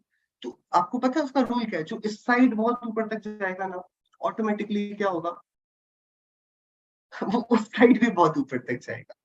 जो जितना पुण्य के चरम पर जाता है, हम छैडाला में ही पढ़ते हैं, हम कभी सोचते नहीं इस बारे में, तहते चय थावर तन धरे, वो आखिरी में क्या बन गया? वैमानिक देव बन गया। वहां से फिर क्या हुआ? तहते चय थावर तन धरे, यो परिवर्तन पूरे करे। क्या बोलते हैं वहां पर कि अरे ये पुण्य है ना, ये बहुत खतरनाक है। जैसे ये आता है जीवन में धर्म नगण्य हो जाता है, धर्म की कीमत नहीं दिखती, हमारे क्या जरूरत है। ये पुण्य बहुत बड़ा इल्यूजन है। इसलिए जैन दर्शन का सबसे बड़ा प्रमेय है पुण्य और पाप को एक कटघरे में खड़ा करा कि कहीं पर भी, क्योंकि हमारा मान रहित होना है ना, किसी ने एक व्यक्ति को मारा और किसी ने एक को बचाया, बराबर। इन दोनों में से कौन बड़ा है? मारने वाले से बचाने वाला बड़ा होता है ना, होता है कि नहीं? अरे बताइए, होता है कि नहीं? मारने वाले से बचाने वाला बड़ा, थोड़ा कठिन है। हाँ, बहुत सरल है। क्या? ये मारने वाला सीधे नरक जाएगा, ये बचाने वाला स्वर्ग जाके नरक जाएगा। क्योंकि स्वर्ग में जाकर ये क्या करेगा? वहां पर तो इंद्रियों के भोग भोग के पाप का परिणाम करेगा ना, फिर आएगा मनुष्य में, फिर आकर बहुत गाफिलता में उदय मिलेंगे, फिर शायद ये मारने को तैयार हो जाएगा अपने अहंकार में किसी को, फिर ये नरक जाएगा। They both are ending up in the same space. ये नरक भी नरक नहीं जा रहा है, अल्टीमेटली निगोच जाएगा, ये भी थोड़े समय बाद निगोच जाएगा। तो इन दोनों में हम थोड़ा सा बेनिफिट बताकर ये बोले करे तुम बचाओ तो धर्म होगा और तुम मारोगे तो पाप होगा, रादर ये बताना जरूरी है कि भाई देखो मारना तो बुरा है ही, 4 लोग खड़े हो गए तुमसे नाराज होकर, तुम कैसे मार दिया उसको, तो इसमें तो कोई साइंस है नहीं। चोरी करना तो पाप है ही, 4 लोग डंडे लेकर खड़े हैं चोर को मारने के लिए। हाँ, तुम बुरा बोलोगे तो कौन अच्छा मानेगा? पाप तो बुरा है ही, लेकिन पुण्य करके भी सॉल्यूशन कहाँ निकल रहा है? तो पाप का तो परित्याग इंस्टेंटली होना चाहिए और पुण्य की भी महिमा नहीं होनी चाहिए। महिमा तो उन दोनों से एकोत्तर। तो उस अगेन ड्रैगन में सबसे ज्यादा सुखी कौन है? जो बैठ गया, जिसको डर लगता है उसको कहाँ बैठना चाहिए वो वाले झूले में? आप बताएंगे? कि केंद्र में, सबसे बीच में बैठ जाओ। आप जितने केंद्र के समीप होगे आप उतने, तो मुनिराज यही तो कर रहे हैं, वो स्वरूप के जितने समीप है वो उतना उतना उनके उतने ही शुभ भाव हो रहे हैं। अब उनके इतने ज्यादा शुभ भाव भी नहीं है चलो हम प्रवचन देकर आ जाएं, थोड़ा हुआ तो वहीं पर ताड़पत्रों में से कुछ लिखकर बस बैठ गए। तो उनके अब आप केंद्र के समीप रहे तो वो एकदम आप धीरे धीरे स्थिरता की तरफ आ रहे हो। ये शुद्ध भाव की समीपता का फल होगा। ठीक है, sorry. Thank you so much sir. Sir अब नेक्स्ट क्वेश्चन के लिए नेक्स्ट क्वेश्चन है कि मैं स्वाध्याय रोज करता हूँ, पर जब तक सुनता पढ़ता हूँ या जब काम हो जाता है तब लगता है कि यही होना था, हम किसी के करता नहीं है। पर अभी प्रसंग मेरे बच्चे की इंजीनियरिंग के में सिलेक्शन का चल रहा है, तो बहुत बेचैनी होती है रिजल्ट को लेकर, उसकी मेहनत सही है या नहीं एक्सेट्रा, ऐसे क्वेश्चंस। ऐसे में मैं क्या करूं? बहुत सुंदर। योगेंद्र देव है, आचार्य योगेंद्र देव, योगसार ग्रंथ उन्होंने लिखा, बहुत सुंदर सुंदर ग्रंथ उन्होंने लिखे, परमात्मा प्रकाश, अमृता शीपी, उन्होंने योगसार ग्रंथ लिखा। उन्होंने एक बहुत मार्मिक बात वहां पर कही। हम लोग बहुत गलत करते हैं। हम लोग क्या गलत करते हैं? हम रूटीन बनाते हैं और रूटीन ऐसे कि हम बाइफरकेट कर देते हैं। मुझे इतने घंटे स्वाध्याय करना है, एक पूजन का दर्शन का टाइम है, कभी इतने साल में इतनी बार तीर्थ यात्रा में जाना है, इतना तो समय धर्म में बीतना चाहिए ना अपना। दिन के 4-5 घंटे तो हमको धर्म को देने चाहिए। देने चाहिए कि नहीं देने चाहिए? आप लोग का क्या कहना है? हाँ, तो आचार्य योगेंद्र देव कहते हैं कि सबसे बड़ा अज्ञान ही ये है कि हमने धर्म को एक कॉन्सेप्ट बना लिया, जबकि एक्चुअल में जो जैन दर्शन है दैट इज लाइफ स्टाइल। तो उन्होंने बोला ग्रह कार्य करते हुए भेदा भेद का ज्ञान। क्या मंदिर में जा रहे हैं दैट इज तो what we are preparing, but हमारी एक्चुअल स्वाध्याय तो घर पर ही होने वाली है। बिकॉज ग्रंथ खोल के तो कौन क्रोध करेगा? तो ग्रंथ खोलने वाले को थोड़ी बोलना है कि क्रोध मत करो। ग्रंथ खोल के तो भाई क्या मतलब, कौन ग्रंथ खोलकर वहां पर चाट फुल्की खा रहा है? वो रसना इंद्रिय का, कर्ण इंद्रिय का, चक्षु इंद्रिय का, इन सबका जो उपदेश है, जो धर्म एक्चुअल में बताया कि अपनी इंद्रियों पर विजय और साम्य भाव की अभ्यास, उसकी प्रतिज्ञा हमको जो लेनी है, वो वाली चीज तो मंदिर में तो उसके प्रसंग ही नहीं बन रहे ना। तो मंदिर में धर्म होगा कैसे? आप बताइए, मंदिर में कैसे धर्म होता है? समझाइए थोड़ा। धर्म यदि वीतराग परिणाम है तो मंदिर में तो इट्स लाइक जैसे कि आपका फोन जब तक चार्जिंग पर लगा है तब तक काम का क्या है वो? क्या करोगे फोन का? चाबी मत यूज करो, फट भी सकता है उससे, it's not good, right? Phone का काम कब है? जब वो चार्जिंग पर लगे तब, कि जब चार्ज हो जाए तब। तो ये मंदिर स्वाध्याय ये तो चार्जिंग सेंटर्स है। ये कोई वो नहीं है जहां पर हम धर्म कर लेंगे। ये तो शिक्षालय है ना, ये तो बता रहे हैं। बच्चा स्कूल में जाएगा तो कितने लाख रुपए महीने कमाएगा? अरे वहां पर पैसे देने पड़ेंगे उल्टे। ठीक है, वहां कोई पैसे नहीं, वहां कुछ करने नहीं मिल रहा है। करना तो वो यहाँ से क्या सीख कर आकर घर पर करता है, ऑफिस में करता है, वो डिफाइन करेगा। तो आचार्य योगेंद्र देव कहते हैं कि देखो, भेद विज्ञान कोई ऐसी चीज नहीं है जो हम ऐसे करें कि 2 घंटे करेंगे, 3 घंटे। एक्चुअल धर्म है भेद विज्ञान का, है ना? सबसे जो धर्म, क्या क्या धर्म है? कि हमें चिंता हो रही है अपने बच्चे की, और विडंबना ये है कि बच्चे से ज्यादा खतरनाक तो हमारा भविष्य है। उसके पास उसके 30-40 साल है, हमारे पास उदाहरण क्या क्या नहीं है ना? क्या क्या मतलब हम विचार तो करें। जिन बच्चों के माता पिता नहीं होते वो बच्चे भी कुछ ना कुछ कर लेते हैं। आप छोड़िए उसको, ठीक है? आप कभी हिम्मत हो तो करिएगा एक्सपेरिमेंट, सब कुछ छोड़कर बैठ जाइएगा, हाँ, सब कुछ छोड़कर बैठ जाएगा, हम कुछ नहीं करेंगे, हम एकदम बंजारे हो जाएंगे हाँ, और घूम के निकल जाएगी।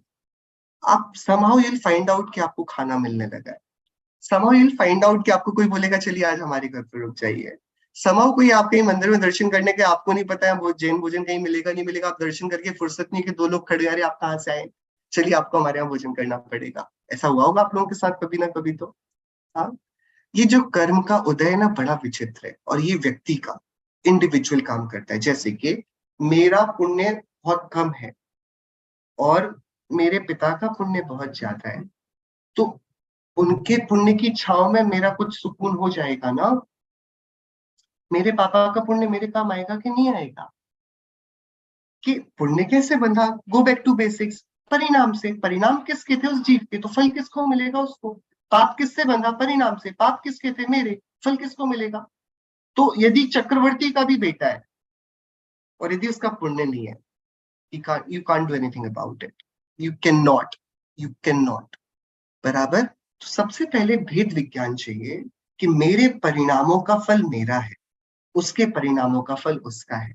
जब मुझे ये भी नहीं पता कि वो किस परिणाम करके किस गति से मेरे यहाँ आया, जब मुझे ये नहीं पता कि मैं किस गति में जा रहा हूं, तो जब मुझे बड़े बड़े जो डिफाइन करने वाले मूवमेंट्स है उनका नहीं पता है, तो फिर 1 साल में वो सक्सेस होगा कि नहीं, 4 साल बाद कुछ होगा कि नहीं, इस चीज पर अपने माथे को घुमाना, अननेसेसरी खुद प्रेशर लेना, बच्चों को ट्रांसफर करना, ये वाली बात थोड़ी सी यदि हम तत्व ज्ञान से अपने मन को सुलझा लेंगे, बहुत शांति हमको देगी। हाँ, कोई कुछ भी करे, कोई कुछ भी ना करे, सबका अपना नियति क्रम है। हमारा हस्तक्षेप ये है कि हम उनको न्याय नीतिवान बनाए, हम उनको बनाए आप जो करोगे, आप कभी भी अपनी आत्मा को कलुषित, स्वयं के अनीति से चलकर, अन्याय से चलकर, किसी दूसरे के ऊपर पैर रखकर, किसी दूसरे का हक मारकर नहीं करेंगे हम काम। हम यदि इतना कैरेक्टर अपने बच्चों को देते हैं, हमें फिर निश्चिंत हो जाना चाहिए, वो कर लेंगे जो करेंगे, अपने आप करेंगे। बहुत जनरेशन आज की बहुत इंटेलिजेंट है, वो नए नए वेज, हमने जैसे तरीके सोचे थे ऐसे पैसे कमाने के, वो खत्म हो गए। अब बच्चे चुटकुले लिख कर पैसे कमा रहे हैं, बच्चे एक छोटा सा म्यूजिक कंपोज करके बैठे बैठे पैसे कमा रहे हैं। तो बहुत जल्दी से दुनिया बदल रही है और बदलेगी, कर्म भूमि है, यहाँ बहुत परिवर्तन होंगे।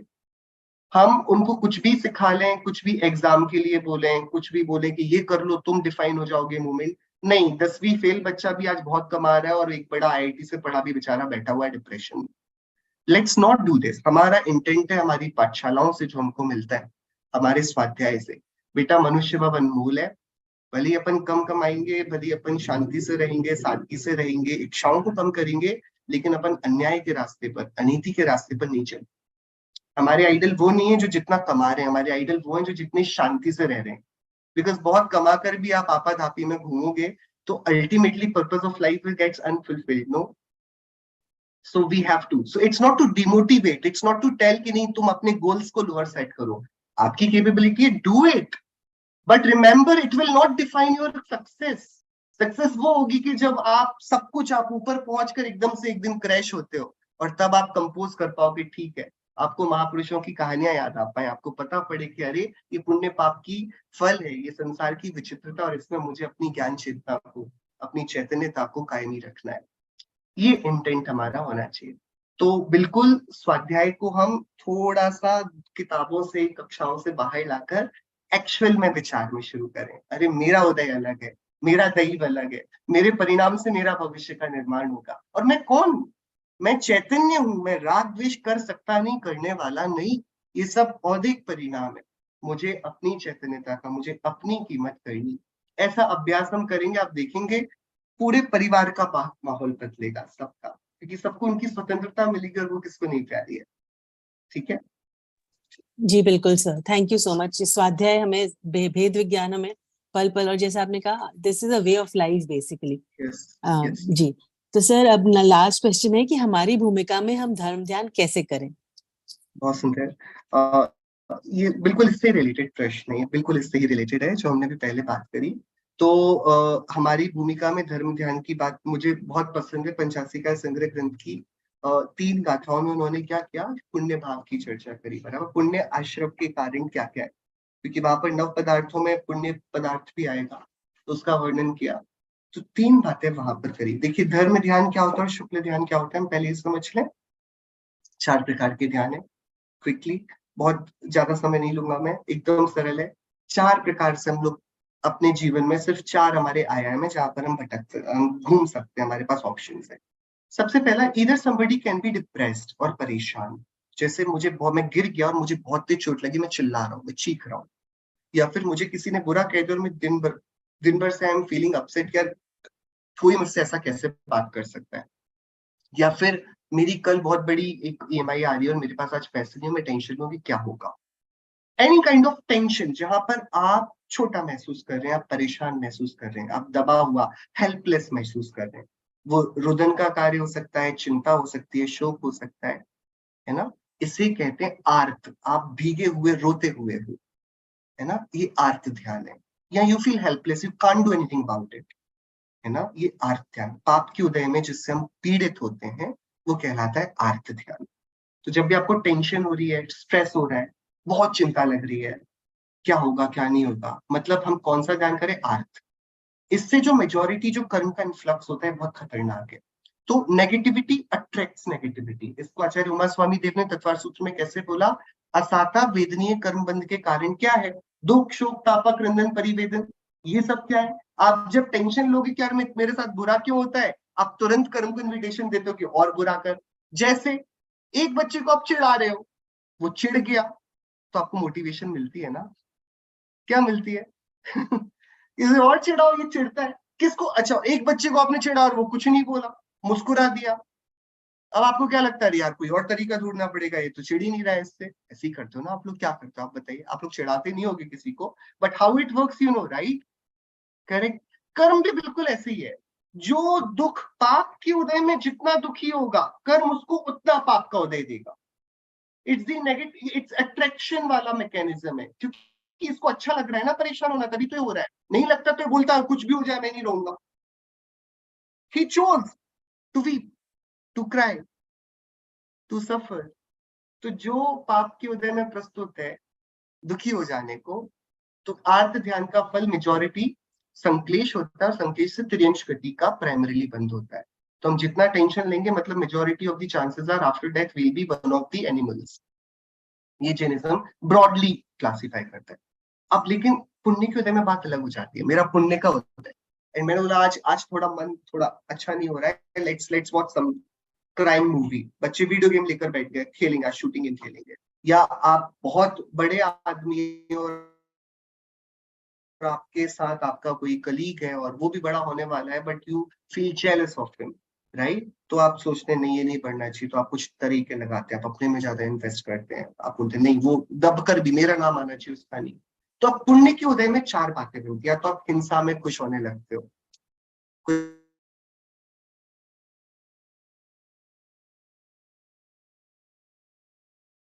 कोई नहीं है, वो यदि अंदर इन्वॉल्व होता है ना, वो समझता कितनी पीड़ा है।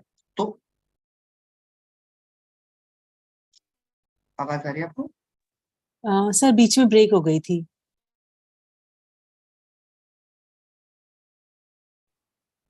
हेलो, जी सर अब आ रही है, बीच में ब्रेक हो गई थी।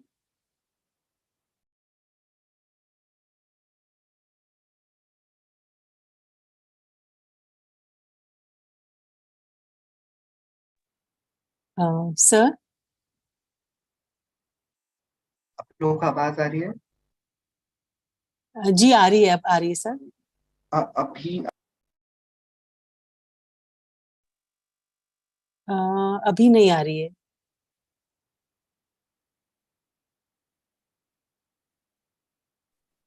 भी आवाज आ रही है आप लोगों को? सॉरी। जी जी अब आ रही है। ओके, हाँ। तो पुण्य के उदय में अब बात थोड़ी डिफरेंट हो जाती है। पुण्य के उदय में आदमी थोड़ा अपने आप को भूल जाता है, रियलिटी को, ग्राउंड रियलिटी को। तो अब वो क्या, 2 लोग लड़ाई कर रहे हैं या फिर कोई फाइटिंग वाला मैच है, कोई वॉर चल रहा है, तो अपन को देखने में मजा आ रहा है, चलो उन दोनों देशों के बीच वॉर है, प्योर आज इतने लोग मर गए, उन्होंने कितना अच्छा मारा, ये जीत रहा है वो जीत रहा है। ये सब हिंसानंदी है। ऐसे ही मृषानंदी होता है, कोई झूठ बोलने में आनंद मानता है कि मैंने उसको क्या पागल बनाया, इतने की डील थी, मैंने इतने प्लस बोले और वो मान गया, राइट। ये चौर्यानंदी होता है, चुरा कर बोले कि किसी की चीज सामान अलग कर दिया अपन ने और अब वो बेचारा परेशान हो रहा, अपन को मजा आ रहा है, देखो अभी इसके मजे लेते हैं अपन। हाँ, चौर्यानंदी। और एक परिग्रह, अपने परिग्रह को देखकर, क्या घर है, क्या व्यापार है, हमने 5 साल में अपने व्यापार को यहाँ से यहाँ तक पहुंचा दिया, आप समझ रहे हैं, परिग्रह में आनंद। ये 4 कहलाते हैं रौद्र ध्यान। पुण्य के उदय में जो हम गुर्राने लगते हैं, तो अब इसका तो और बुरा विडंबना है। जब आप रो रहे थे तब भी थोड़ा सॉफ्ट कॉर्नर था कर्म के पास, आप इतने वॉयलेंट नहीं थे। आप देखेंगे परेशान आदमी बड़ा हम्बल होता है ना, क्योंकि वो परेशान है। वो दुख में सुमिरन सब करें, सुख में करे ना कोई। हाँ, और जो सुख में आ जाता है वो बच्चा बड़ा, वो व्यक्ति कठोर हो जाता है, उसको फिर गरीब लोग भी इरिटेशन, अरे दूर हटो यहाँ से, क्या कैसे इतना छूना में, दूर हो जाओ, राइट। वो थोड़ा एटीट्यूड चेंज हो जाता है, हम बहुत सुपीरियर फील करते हैं, तो उससे कठोरता आती है परिणामों में। रौद्र ध्यान का फल है नरक गति, बहुत कठोर है, इसलिए पुण्य इतना बदनाम है। पाप का उदय तो तिरंज तक ही गिरा रहा है आपको, पुण्य का उदय सीधे नरक ले जाएगा, है ना। इसलिए पुण्य कैसे धर्म होगा, मतलब जो हमको पुण्य हमें एकदम हमारी मनुष्यता तक भी नहीं रोक पाता है,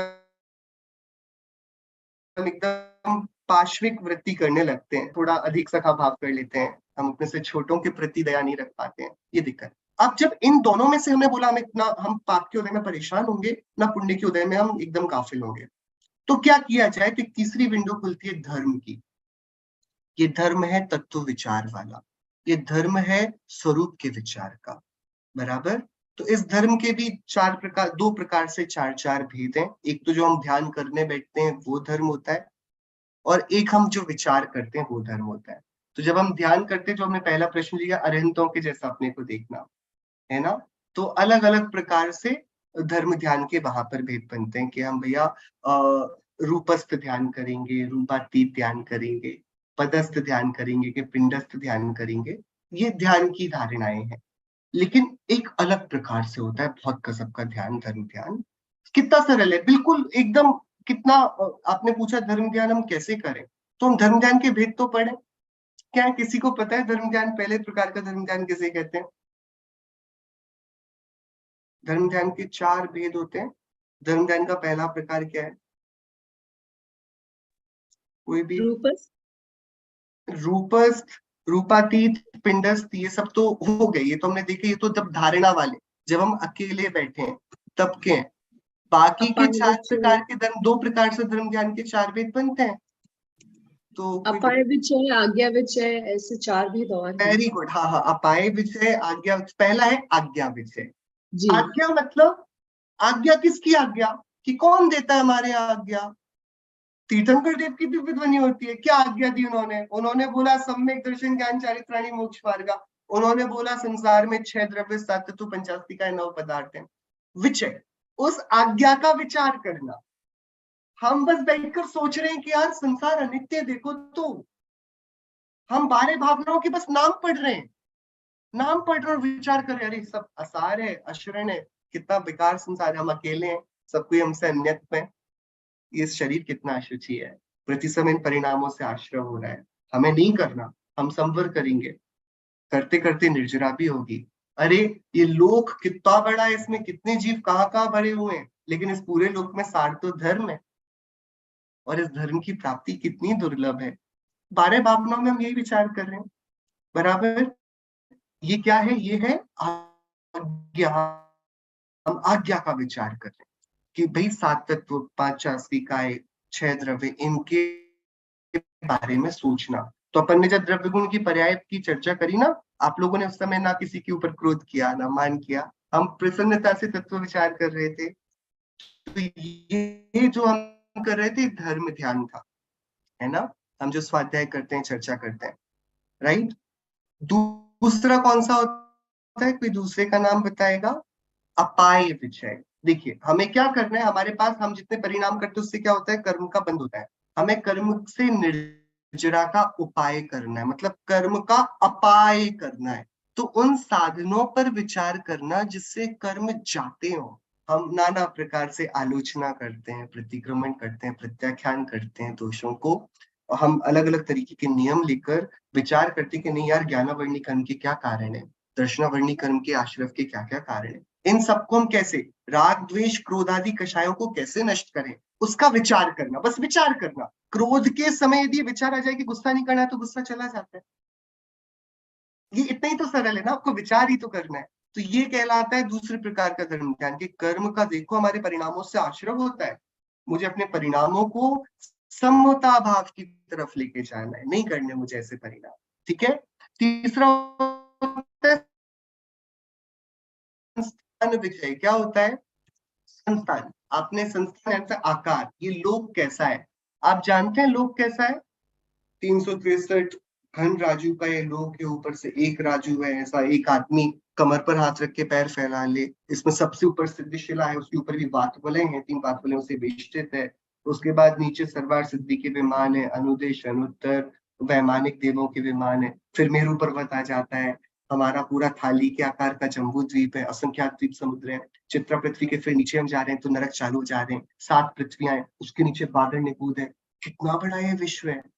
और मैं सोच रहा हूँ मेरा घर कितना सुंदर है, मैं इधर पर कैसे रहूं, इसमें कौन सा करूं, कितने दिनों तक चलेगा, इसको कैसे मेंटेन करना है, किधर किधर मैं जन्म नहीं लिया, किधर किधर मैंने कहाँ कहाँ मरण नहीं किया।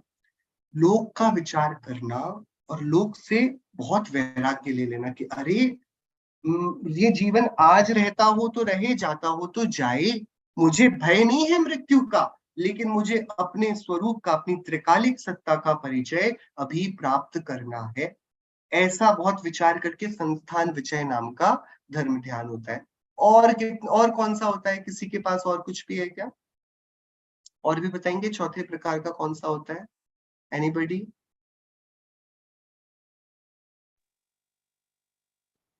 विपाक विजय।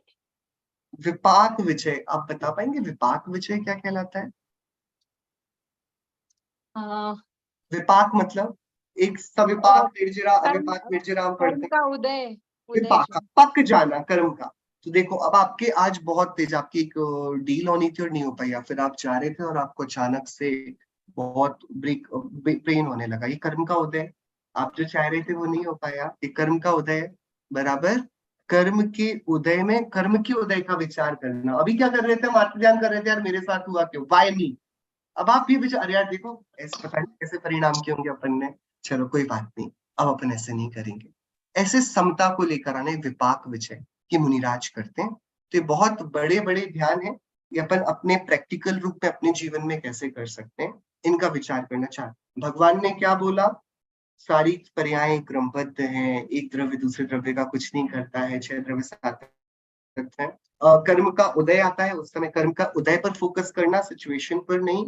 फिर कर्म के उदय को कैसे नष्ट करूं उसका उपाय करना, और लोक के स्वरूप का विचार करना। 4 तरीके से धर्म ध्यान हम निरंतर कर सकते हैं। और जो सबसे प्राइमरी है वो है भेद विज्ञान, जो हमने पूर्व क्वेश्चन में चर्चा करी थी। इस प्रकार ये हुआ। सॉरी मैंने समय बहुत ज्यादा ले लिया। नहीं नहीं नहीं sir, thank you so much. I just wish कि हमारे पास और क्वेश्चंस होते। आपने इतना अच्छा बताया और बहुत प्रेरणा मिली है कि हमें अपना थोड़ा सा ब्रश अप करना चाहिए। जैसे आपने ध्यान के पूछे हमें आने चाहिए थे। और सर आपने तो नहीं बताया, पर हमें अभी एक स्टूडेंट ने बताया कि आप सीए भी हैं और आपने एमबीए भी किया हुआ आईआईएम से। आई नो ये चीजें उपलब्धियां आपके लिए मायने नहीं रखती, पर मैं सबको बताना चाहती हूँ कि कितना बैलेंस्ड, हमें भी यही प्रेरणा लेनी है आपके जीवन से कि हम भी बैलेंस ऐसे बनाएं। And thank you so much sir. I hope, आशा करते हैं आपको भी अच्छा लगा होगा, और आगे जब भी हमें जरूरत होगी आप जरूर आएंगे जी। Thank you sir. नहीं बहुत सुबह से तो आपका सेशन चला रहा है, सो गुड, पूरा देव स्तुति का और फिर स्टोरी का। बहुत अच्छा। आप सभी ऐसे हम सभी जिनवाणी का अभ्यास करके प्रसन्न रहें और वेद जी विज्ञान करके अपनी मुक्ति का निर्माण। जी, thank you so much sir. अब मैं अगले सेगमेंट के लिए मैं चित्रा जी को बुलाना चाहूंगी कि वो जिनवाणी स्तुति करें। Chitra ji, over to you. Thank you Tanu ji. एक बार आप थॉट ऑफ द वीक बोल दीजिए और फिर जी बिल्कुल। तो थॉट ऑफ द वीक, जैसे आज हमने सर से सीखा है, हर प्रश्न में उन्होंने यही बताया है कि शरीर और विषयों में